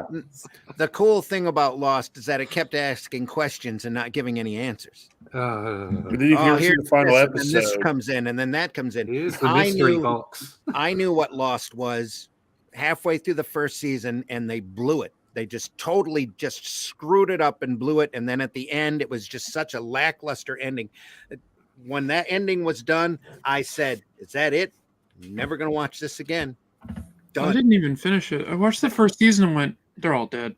Yeah. Well, I knew what it was or what it was supposed to be. It was Well, supposed to be Purgatory or Neverland. something, wasn't it? No, they were supposed to be on Neverland. There's no question in my mind that when they first started, that's exactly where they were going, and for whatever reason, they decided once they got big that they had to tell their own original story. And guess what? They were all dead. But they were all on Neverland. If you go back and look at Peter That Pan, would have been so much better. third star to the right, straight on until morning. There was only a certain way they could get to the island. The smoke beast was literally the last fairy that was pissed off at everybody, and the only people she saved, the only people she didn't kill, were the people that had that spark of childhood imagination left in them, like Locke character. Everything pointed right to that. They pulled all of the kids and they took them off the island immediately. As soon as they found them, all of the kids disappeared and were removed because it was the kids' imagination that fueled the island. That's why the polar bear was suddenly there. And they showed the Flash comic that had the polar bear on it. And suddenly there was a polar bear. That's a far better storyline than And the whole smoke beast, you could see it was a smoke ball with a bunch of smoke trailing after it. It was a pissed off fairy that was running around going, "Oh, I'm going to kill all your mothers," Was and it all of called that. Was it called Galactus, that smoke thing? Oh, you go back and you watch the first Galactus. season and you look at it from the eyes of it being Neverland and Peter Pan. They passed a big statue of an Indian when they were floating around the outside of the island. That's exactly where they were going. And whether Disney didn't own all the rights to it or what, they ended up changing their direction, or they got too big for their britches, which a lot of these so-called hit programs end up happening. They decide to tell their own story, and it's not nearly as original as their first spark of an idea. It's like Star Trek Voyager. If you go back and look at the book for Star Trek Voyager, the original Bible as it was written, it's a whole different series than what they ended up with. Series. Completely different. It's just exact same thing. Here's a great idea. Well, now we're gonna go through, and somebody else is gonna make this idea, and somebody else has to put their foot in it. Somebody else has to put their foot in it. And pretty soon you're down to lowest common denominator writing. When you get a committee writing, writing and committee has that bad potential, and usually happens Star Wars. But anyway, every Star Wars movie that Disney has done has been pretty much by committee and just a mess, because you need a single vision out there. You need a stagecoach driver out there to go, yes, no, yes, no. This is where we're going. This is the idea for the show. This is the point we're trying to get across. And when you start doing it by committee, then everybody has to have their own original input. That was part of the reason why I didn't like my agent back in the 90s, because he kept trying to put his own original bit into the stuff that we were creating. And I'm like, no, that's not how this is supposed. The book's supposed to be like this. This idea is supposed to be like that. And it just irritates you after a while. So anyway, Nita says 2023 ICN is going to continue to grow. We've got great new shows, website, new creators coming on. Also, to everyone who scoffed at the conception of the network or said Meredith's foul mouth charity case wouldn't even be standing after a year. F you guys. We're still here and just getting started. We're here. So step aside, princess, and let a queen show you how it's done. Oh, what Princess. This is Anyway, mixed to metaphors everyone there. else, we love you guys. Thank you for your support. Princess. And you're welcome, and thank you. Yes, you're welcome. Yes. That Jake Twister, that's a lot. Some money's worth there. Nicholas says RPGs are an amazing way to build and codify the lore of a given IP. Mhm. You have a perfect reference Bible. Yep. Nicholas I don't know says if I Jake. call it perfect, but it's definitely a reference Bible. Oh, yes. Yeah. Sorry I missed it. May I ask once again, what's the potential interest in the spy genre in comics? I used to work on one for several years. I'm actually editing a spy comic right now. So, yeah, there's potential for everything. Just, make what you Yeah. love and the audience will follow. Dead on. Dead on. Yeah. I agree with Right. You just Write gotta entertainingly, do it. write entertaining characters, and do the Build highest it. quality work that you can possibly do. And Build it Exactly. and they will come. I was just going to say that. Yep. Yeah. Yeah, and don't make it a cookie cutter concept. Amen. Either, for instance, if you're doing, like we said, spy stuff, don't make it James Bond again. As great Yeah. as James Bond is, there's other concepts you can do with spy stuff. You trust me, Spy, I'm a huge detective, Bond PI fan. dramas. Yeah. Yeah. All See, sorts the of great material. thing out is there. that I've seen with James Bond is that he's not a spy, he's an assassin, but people seem to miss that point. You don't walk into a casino where the No. head of the KGB is and declare who you are. He's an assassin. He's not a spy. Yeah, I was gonna say he's Spies an gather assassin information. He first and doesn't gather foremost. information. He's an assassin. But anyway, sorry, go ahead. That- Just thought I'd tell you. There was a personal Well, gripe according to there. Glenn. It spoiled that conversation, didn't it? Nicholas says, dang, Nita woke and chose violence, and it is beautiful. Damn right. Sometimes you just have to. William Pace. Hey, William. Hope you're doing well. Good morning, Happy New lads. Year, and Will. ladies. Speaking of spies, this is the one you want. Ah, Hang on. What? Boom. Super spies. Super spies, Super and secret spies. agents. ah. That's the one you want. Look at this. It's worth it just for that. Ooh, hello. They are. Hello. Happy New Year to you too. It's got, Yes. got a fantastic strip from TV21 called Brent Cleaver. Ah, What a Great. name. Great artwork. Brent Cleaver.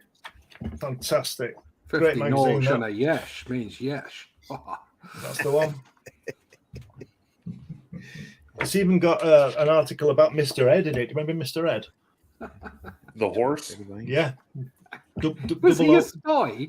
The horse? Really? What? Yeah. Mr. Ed. 007. He was a spy for one episode. Was he a communist spy? He could have been. They usually are.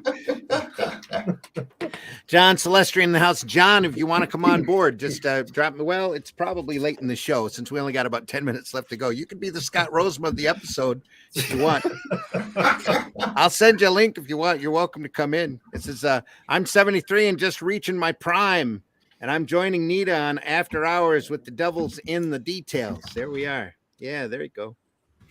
That's we're splitting off an adult channel for the more adult oriented material. That'll be ICN After Dark. So thank you very much YouTube's for your weird input. like that. Kitsch Factor. Kitsch Factor. First, thank you for proposing a non-superhero title. I'm always excited to see it. cheers. There's so much room out there, and that's been the big problem with this, in pure air quotes, mainstream American comics lately. They feel that they have to make superheroes the most dullest. They've taken and stripped everything off from the genre in order to get their propaganda out or their point across, when they should be doing original IPs, their own properties with their own point of view, and leaving the superhero genre for what it is. And there's nobody out there except for a few independent creators, in my opinion, that are doing old style, working within the genre, doing superheroes in the genre. Stop trying to shove every genre into the superhero genre. It's not Just going to work. do And all you're superheroes. doing, Listen, all and you're do doing other is stuff. killing the industry. All you're Yeah. doing is killing the industry. You've got a lot of retailers out there who have made livings for decades selling superhero material that now has to try to sell your propaganda, and it's it's a mess. I got something else to show you that I had posted before that they were asking about. This picture was taken locally here by Jason Moore, who's also a comic artist I keep telling to get their material together and start podcasting. Here's the first 3 volumes of Attack on Titan, printed in newsprint, done in black and white, done in very small volumes, available at 5 and Below, which is a chain, an outlet chain, I don't know how you would call it, but pretty much they take on end run aftermarket material. But these books are made intentionally for 5 and Below, and they're $5 a hit. Here's the first 3 volumes. You want to get into Attack on Titan? $15. Boom. You've got hundreds of pages of manga material. Attack on Titan is fantastic too. Ready to go. You know, and there's more titles than that, but they're all manga titles. They're all read right to left. The series is not complete, so there's like 34 volumes. I calculated it. Buying it off Amazon between like $7 or $8, you'll get probably like $230, $250 worth of manga that you probably will finish in a week or so. Yeah, if you're like constantly reading. Oh, they finished the manga. They actually put an ending to it. Ago. Yeah, it has a shit ending. I gotta say, it has a shit ending. Oh well. I watched the live action. I've got the 2 live action movies, and they end pretty satisfying. When the editor of the series killed his wife, that's when the downfall started. What? That's a spicy way to go. There you go. So there was no roadmap after that. Suddenly, things started going downhill. I think it went downhill a lot before that. But the point is here, this is in 5 and Below.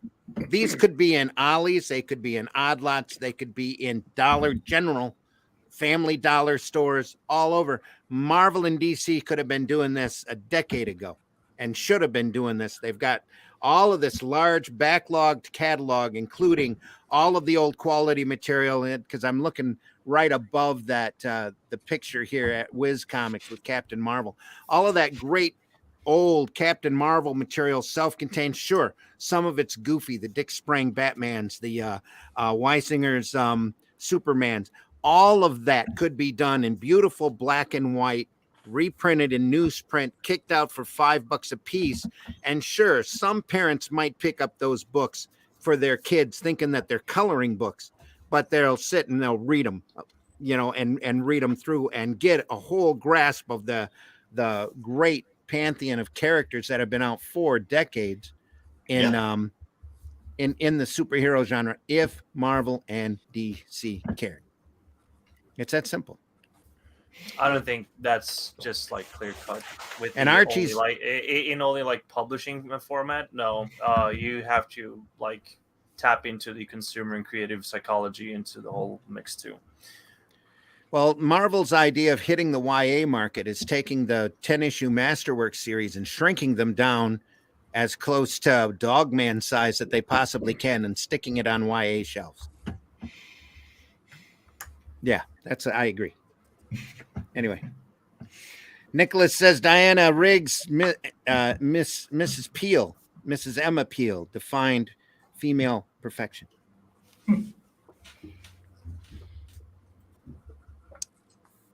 All right, can't argue with that either. Silence brought to you by Sunday Funnies. The smoother route from manga to anime should be better mirrored in American media. That's that. You know, I go through that all the time. I just gave a set of My Hero Academia books to my granddaughter and had to show her how they're supposed to be read, and it just confused the heck out of her.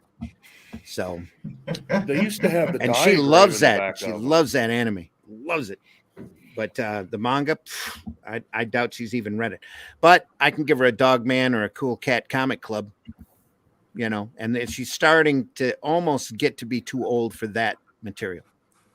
Almost. But it's still phenomenal stuff. Dave Scholastic should be thanked for over and over for helping to start another generation of sequential artists, because Marvel and DC ain't working towards it.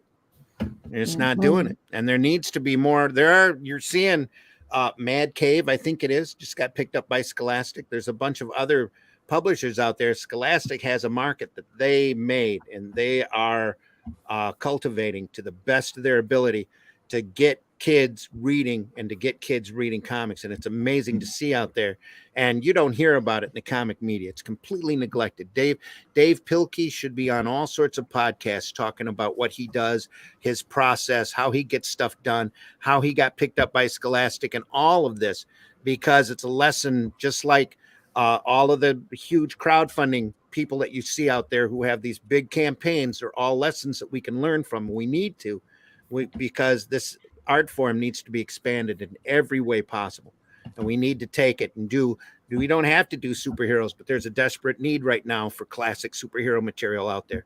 Marvel and DC aren't fulfilling that need, and there's a big need, especially in retail shops who have catered to this market for 30-40 years, that don't have a good material to sell. And when they don't have good material to sell, they don't sell it, they don't make money, they don't pass that money up to the distributor doesn't pass that money to the publisher, and guess what the publisher can't do? He can't pass that out to the creators, which is what's been hitting the news lately, because you've got enough of these guys out there who are working in the so-called mainstream that aren't having a nice, or didn't have a good Christmas, that are having a thin New Year, because these people aren't paying their bills, and that thing goes all the way down the line. Sorry. Suddenly we've turned Sunday Funnies into Zimcast, and that's not what we're here for. But that's just my editorial opinion. I can also say that my book is actually inspired by the writings of several young adult authors. There you go. Along with a few other things. I get a lot of my inspiration from novels I've read, rather than comics. Like, I'm a big fan of Brandon Sanderson's Mistborn series. The Nevernight Chronicles by Jay Kristoff is a huge influence on me. The book Graceling, I can't remember the author's name, I think it's Kristen something, is a huge influence on my whole idea. So that, and well, I love Iron Fist. So Nicholas says, "Oh no, a new generation gets interested in coloring comics. Not that." Yeah. Says, yes, quit catering exclusively to spectators and serve the fans. Yep. I think the boon with creators that are like independent is that they have a vast amount of like visual literacy at their disposal across from all ranges, and also don't stick around with just like that, but also consume music and literature as a supplement. So there's like a deeper understanding and just like growth, but like the backdrop of that is just like the commerce are limited. Well, there should be influences coming in from all over. That's what makes each work. It's supposed to make each work unique. It's because the strength is in the material. That's what I'm trying to argue. But the commerce is severely limited to because of the shafting from the top level, you might say. Now, the way the system has eroded over the last 30, 40 years. Yeah. Especially here in the States. I mean, you're over in Europe, anywhere else, but here in the States, it's looked at more as an art form than a kiddie material. It is, yeah. Look at the material that comes out of there too. The UK is unfortunately a little bit out of that. The comic where we should have been part of the European culture of comic books, we were completely put to one side. Probably because of some of the historic culture in the UK, and comic books have been looked down the nose of art critics for an awful long time. It's turning around now, but it's been that way for a long time. Which is very weird, because a lot of great titles and a lot of big creators that create a very Franco-Belgian style are from the UK. Yeah. Yeah. And we're just going, they're not French. Yeah. Well, there's the other way around. There's a huge melting pot. As well. But you see it whenever they do an article on the television about comic books. It's always crash, bang, smash. You know, Van Pow Yeah, and they'll get some graphic designer to do a quick sort of fly in and a couple of panels that look absolutely hideous because they've never seen a comic book before in their lives. And all of that goes back to the over exaggeration and campiness of the Adam West Batman show. Yeah. I mean, that's you can only really blame where that, all of that started springing up. You can only blame that so much if people don't do proper research. They don't do proper research. That's the whole and it thing. happens. Yeah. It happens all the time over on the TV over here. Whenever you do see some of that, and Yeah. they never highlight the aspect of reading. Mhm. They're an incredible access to reading for kids, especially boys, because of the way their minds work the way the demographics have gone. I'm not putting one demographic to one side. Just Right. saying factually that is a thing Mhm. because they work more visually. But to all kids, they're incredibly important tool to get them to read. And they always seem to miss that aspect out. There's always some other aspect to the story that they want to highlight on the news instead of getting kids to read. So literacy Coloring is so fun. important. Yeah, it is. Coloring is fun. I like using watercolor and gouache for some of my past comic gouache.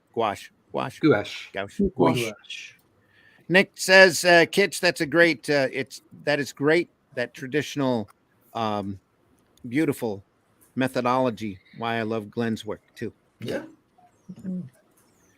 LMAO from Indie Comics Network. I'm commenting on Facebook like I'm on YouTube, trying to figure out why I'm not seeing all the comments. Definitely still under the influence of my party favorites.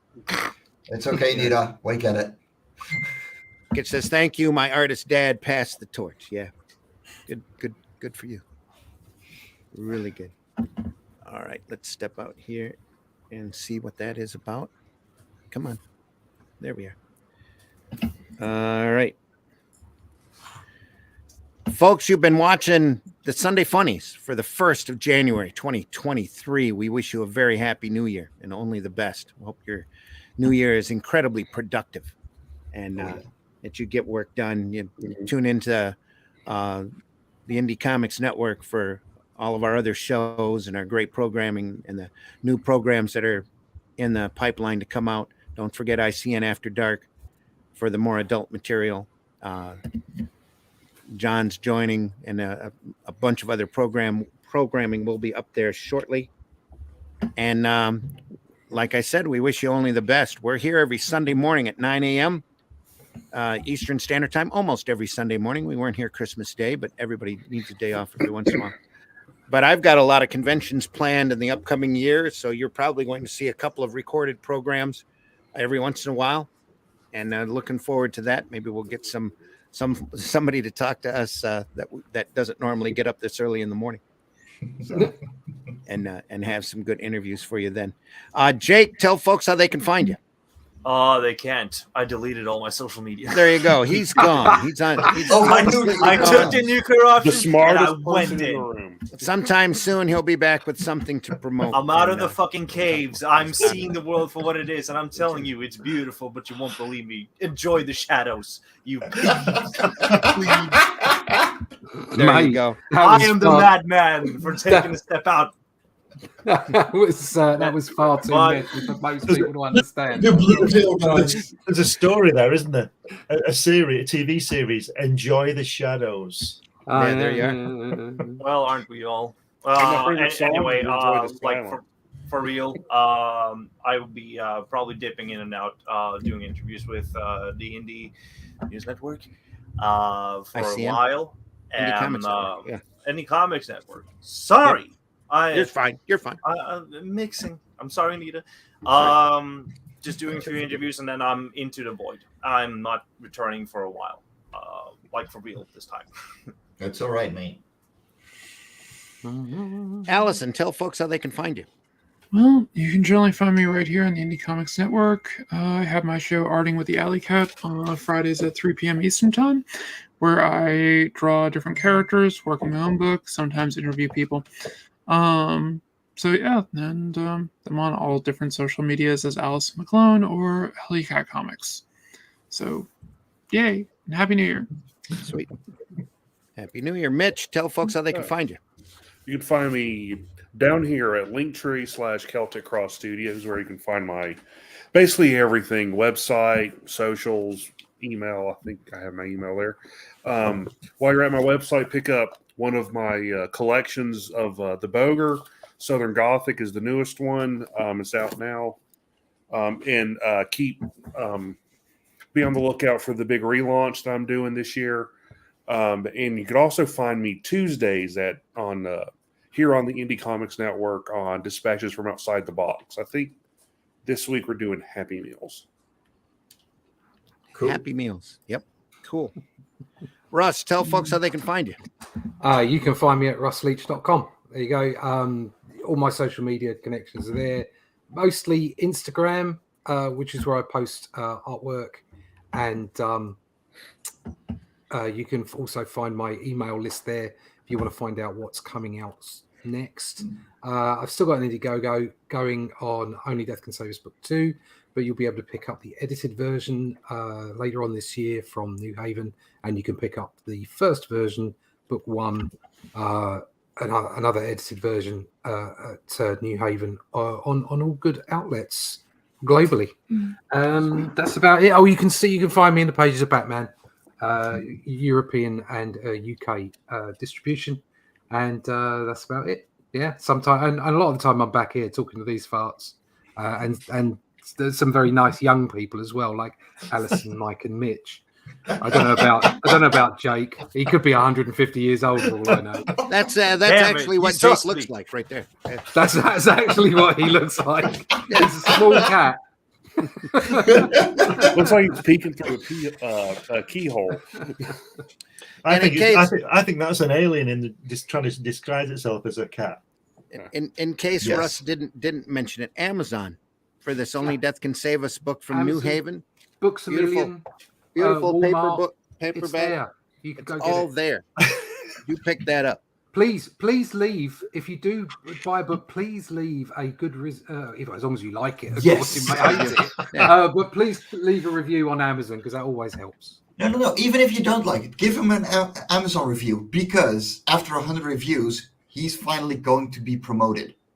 The book does not get promoted on Amazon until you had 100 reviews. So even give if you your hate honest me, opinion, speak your mind, be honest about it, and he's only going to get better. So you're gonna love it Mike. anyway. You're the Because man. you're going to love it anyway. So Just pick it up. Mike, tell folks how they can find you. you can find everything about me over on my link tree, where you can get The Sin Killer, Tall Tales, Thieves Quest, Bloodwing Angel Chronicles, that thing.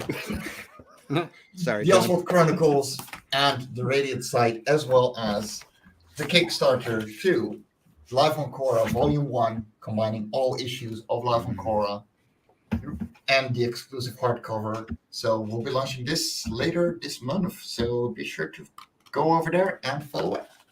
I honestly can't wait. I'm looking forward to Looking it. forward to reading that book. Yep. What a great idea for a series. Glenn, tell folks how they can find you.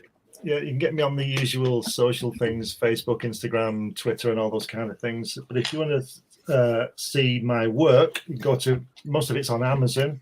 You get this direct from me with this wonderful DVD, my trips to see Jack Kirby.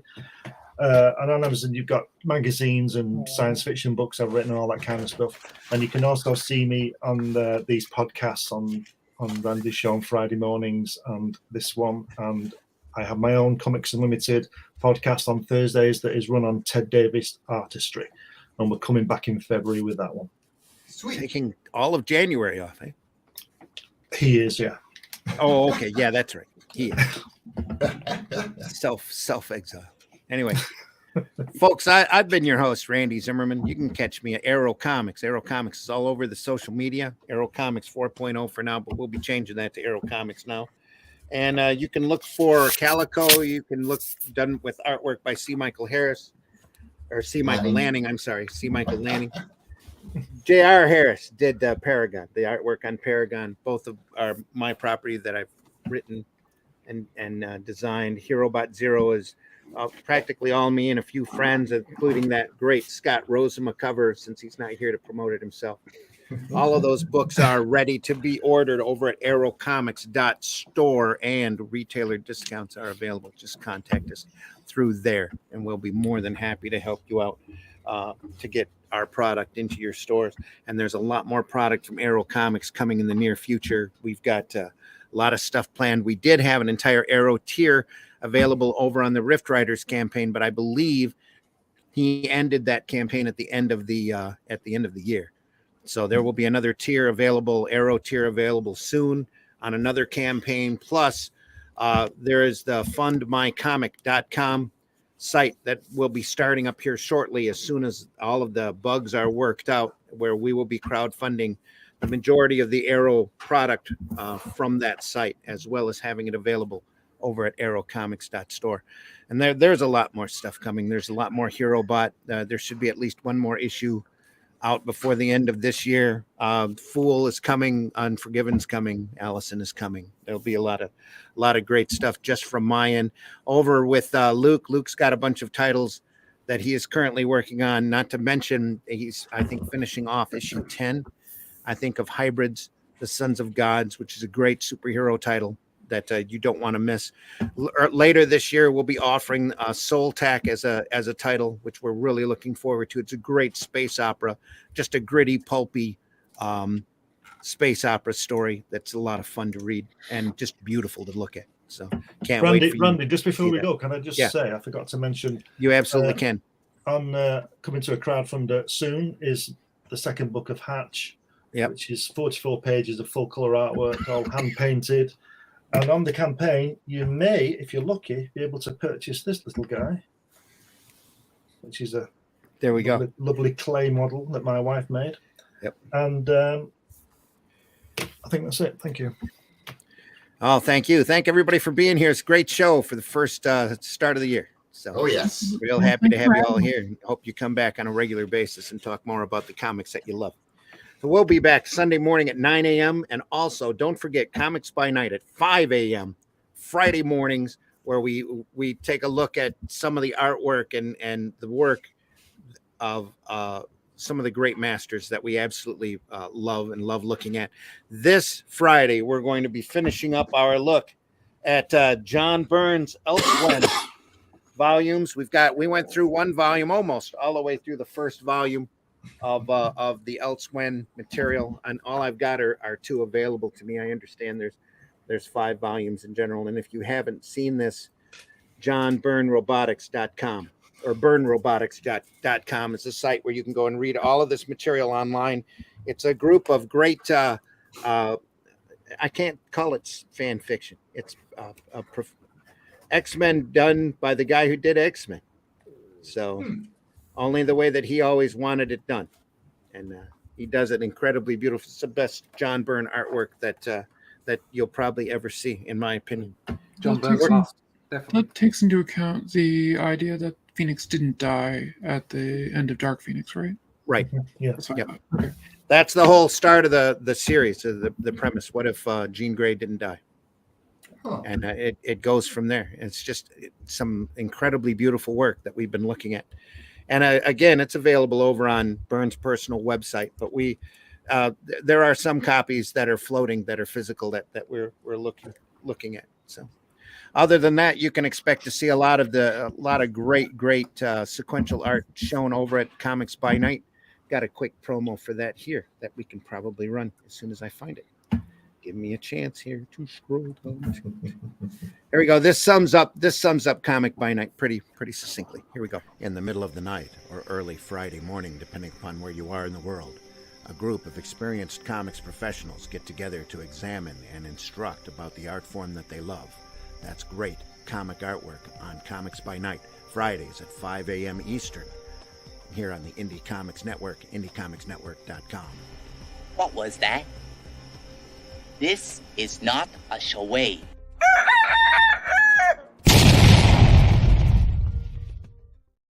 There we are. Comics by Night, folks, 5 a.m. Friday mornings. We're also archived over on the Indie Comics Network. So you can go over there and look. We've done 3 episodes on Steranko alone, on one book from Steranko, the Nick Fury, Agent of S.H.I.E.L.D. material. well worth your time to take a look at. At the very least, you'll be entertained by all these old farts drooling over some great sequential artwork. So, right, Russ? No, Great. Yeah, right. Yeah, I am. Yeah, I'm an old fart. you're no fart. I'm an old fart sitting by a fire reading a book. Less of the Correct. fart. Right, everybody, Very take close to care. his lawn. Happy New Year. Try to leave this industry in better shape than what you found it. Go visit your retailer, especially in the month of January when they have a heating bill that they have to cover and all of that. Take a look through their boxes, especially the ones closest to the floor that have probably been gathering dust for a while, because there's all sorts of great gems to be found there. Go visit that retailer, buy some stuff to read, enjoy comics. And if you find comics that you love, tell other people about it as well. That's part of the fun. That's why we do this. That's why I love doing this podcast, is to talk about all of these great books that are out there. There's some super entertaining material, all sorts of genres by all sorts of people that need to be shown and seen and looked at and enjoyed, because this art form, it's going to be universal, because you're always going to have some way out there to read both pictures and words at the same time in sequence. That's sequential art for you. And that's why we're here. We love this. We hope you enjoyed, again, being here. Sunday Funnies will be back again at 9 a.m. on Sunday morning, next Sunday.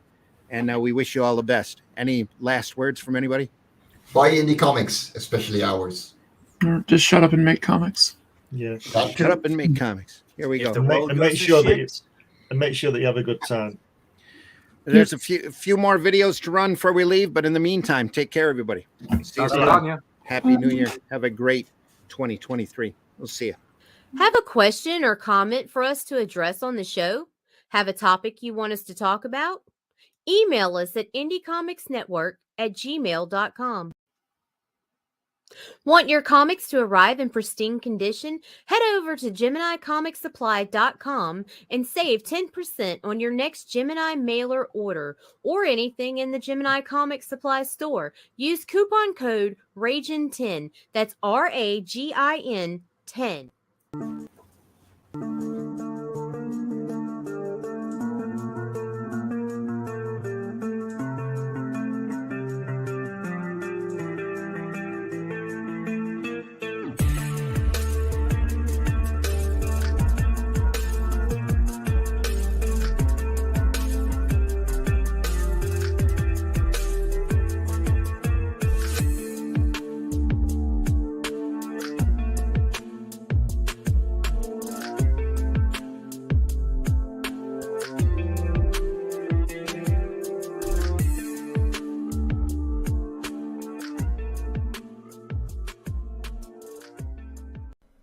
Look, everybody's entitled to be an idiot. Don't forget JD Calderon's program tonight. I think it starts at 7:30, where he's going to have an open mic where a lot of folks will be talking about their plans for the upcoming year. So looking forward to that. Everybody take care. Stay awesome. Happy New Year. Stay awesome. all it out. As he stalls looking for the video that he wanted to play. Here. Bye, Jack.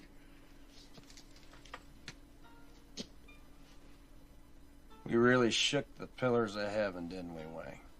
No horseshit, Jack. No horseshit. No horseshit. And here we are.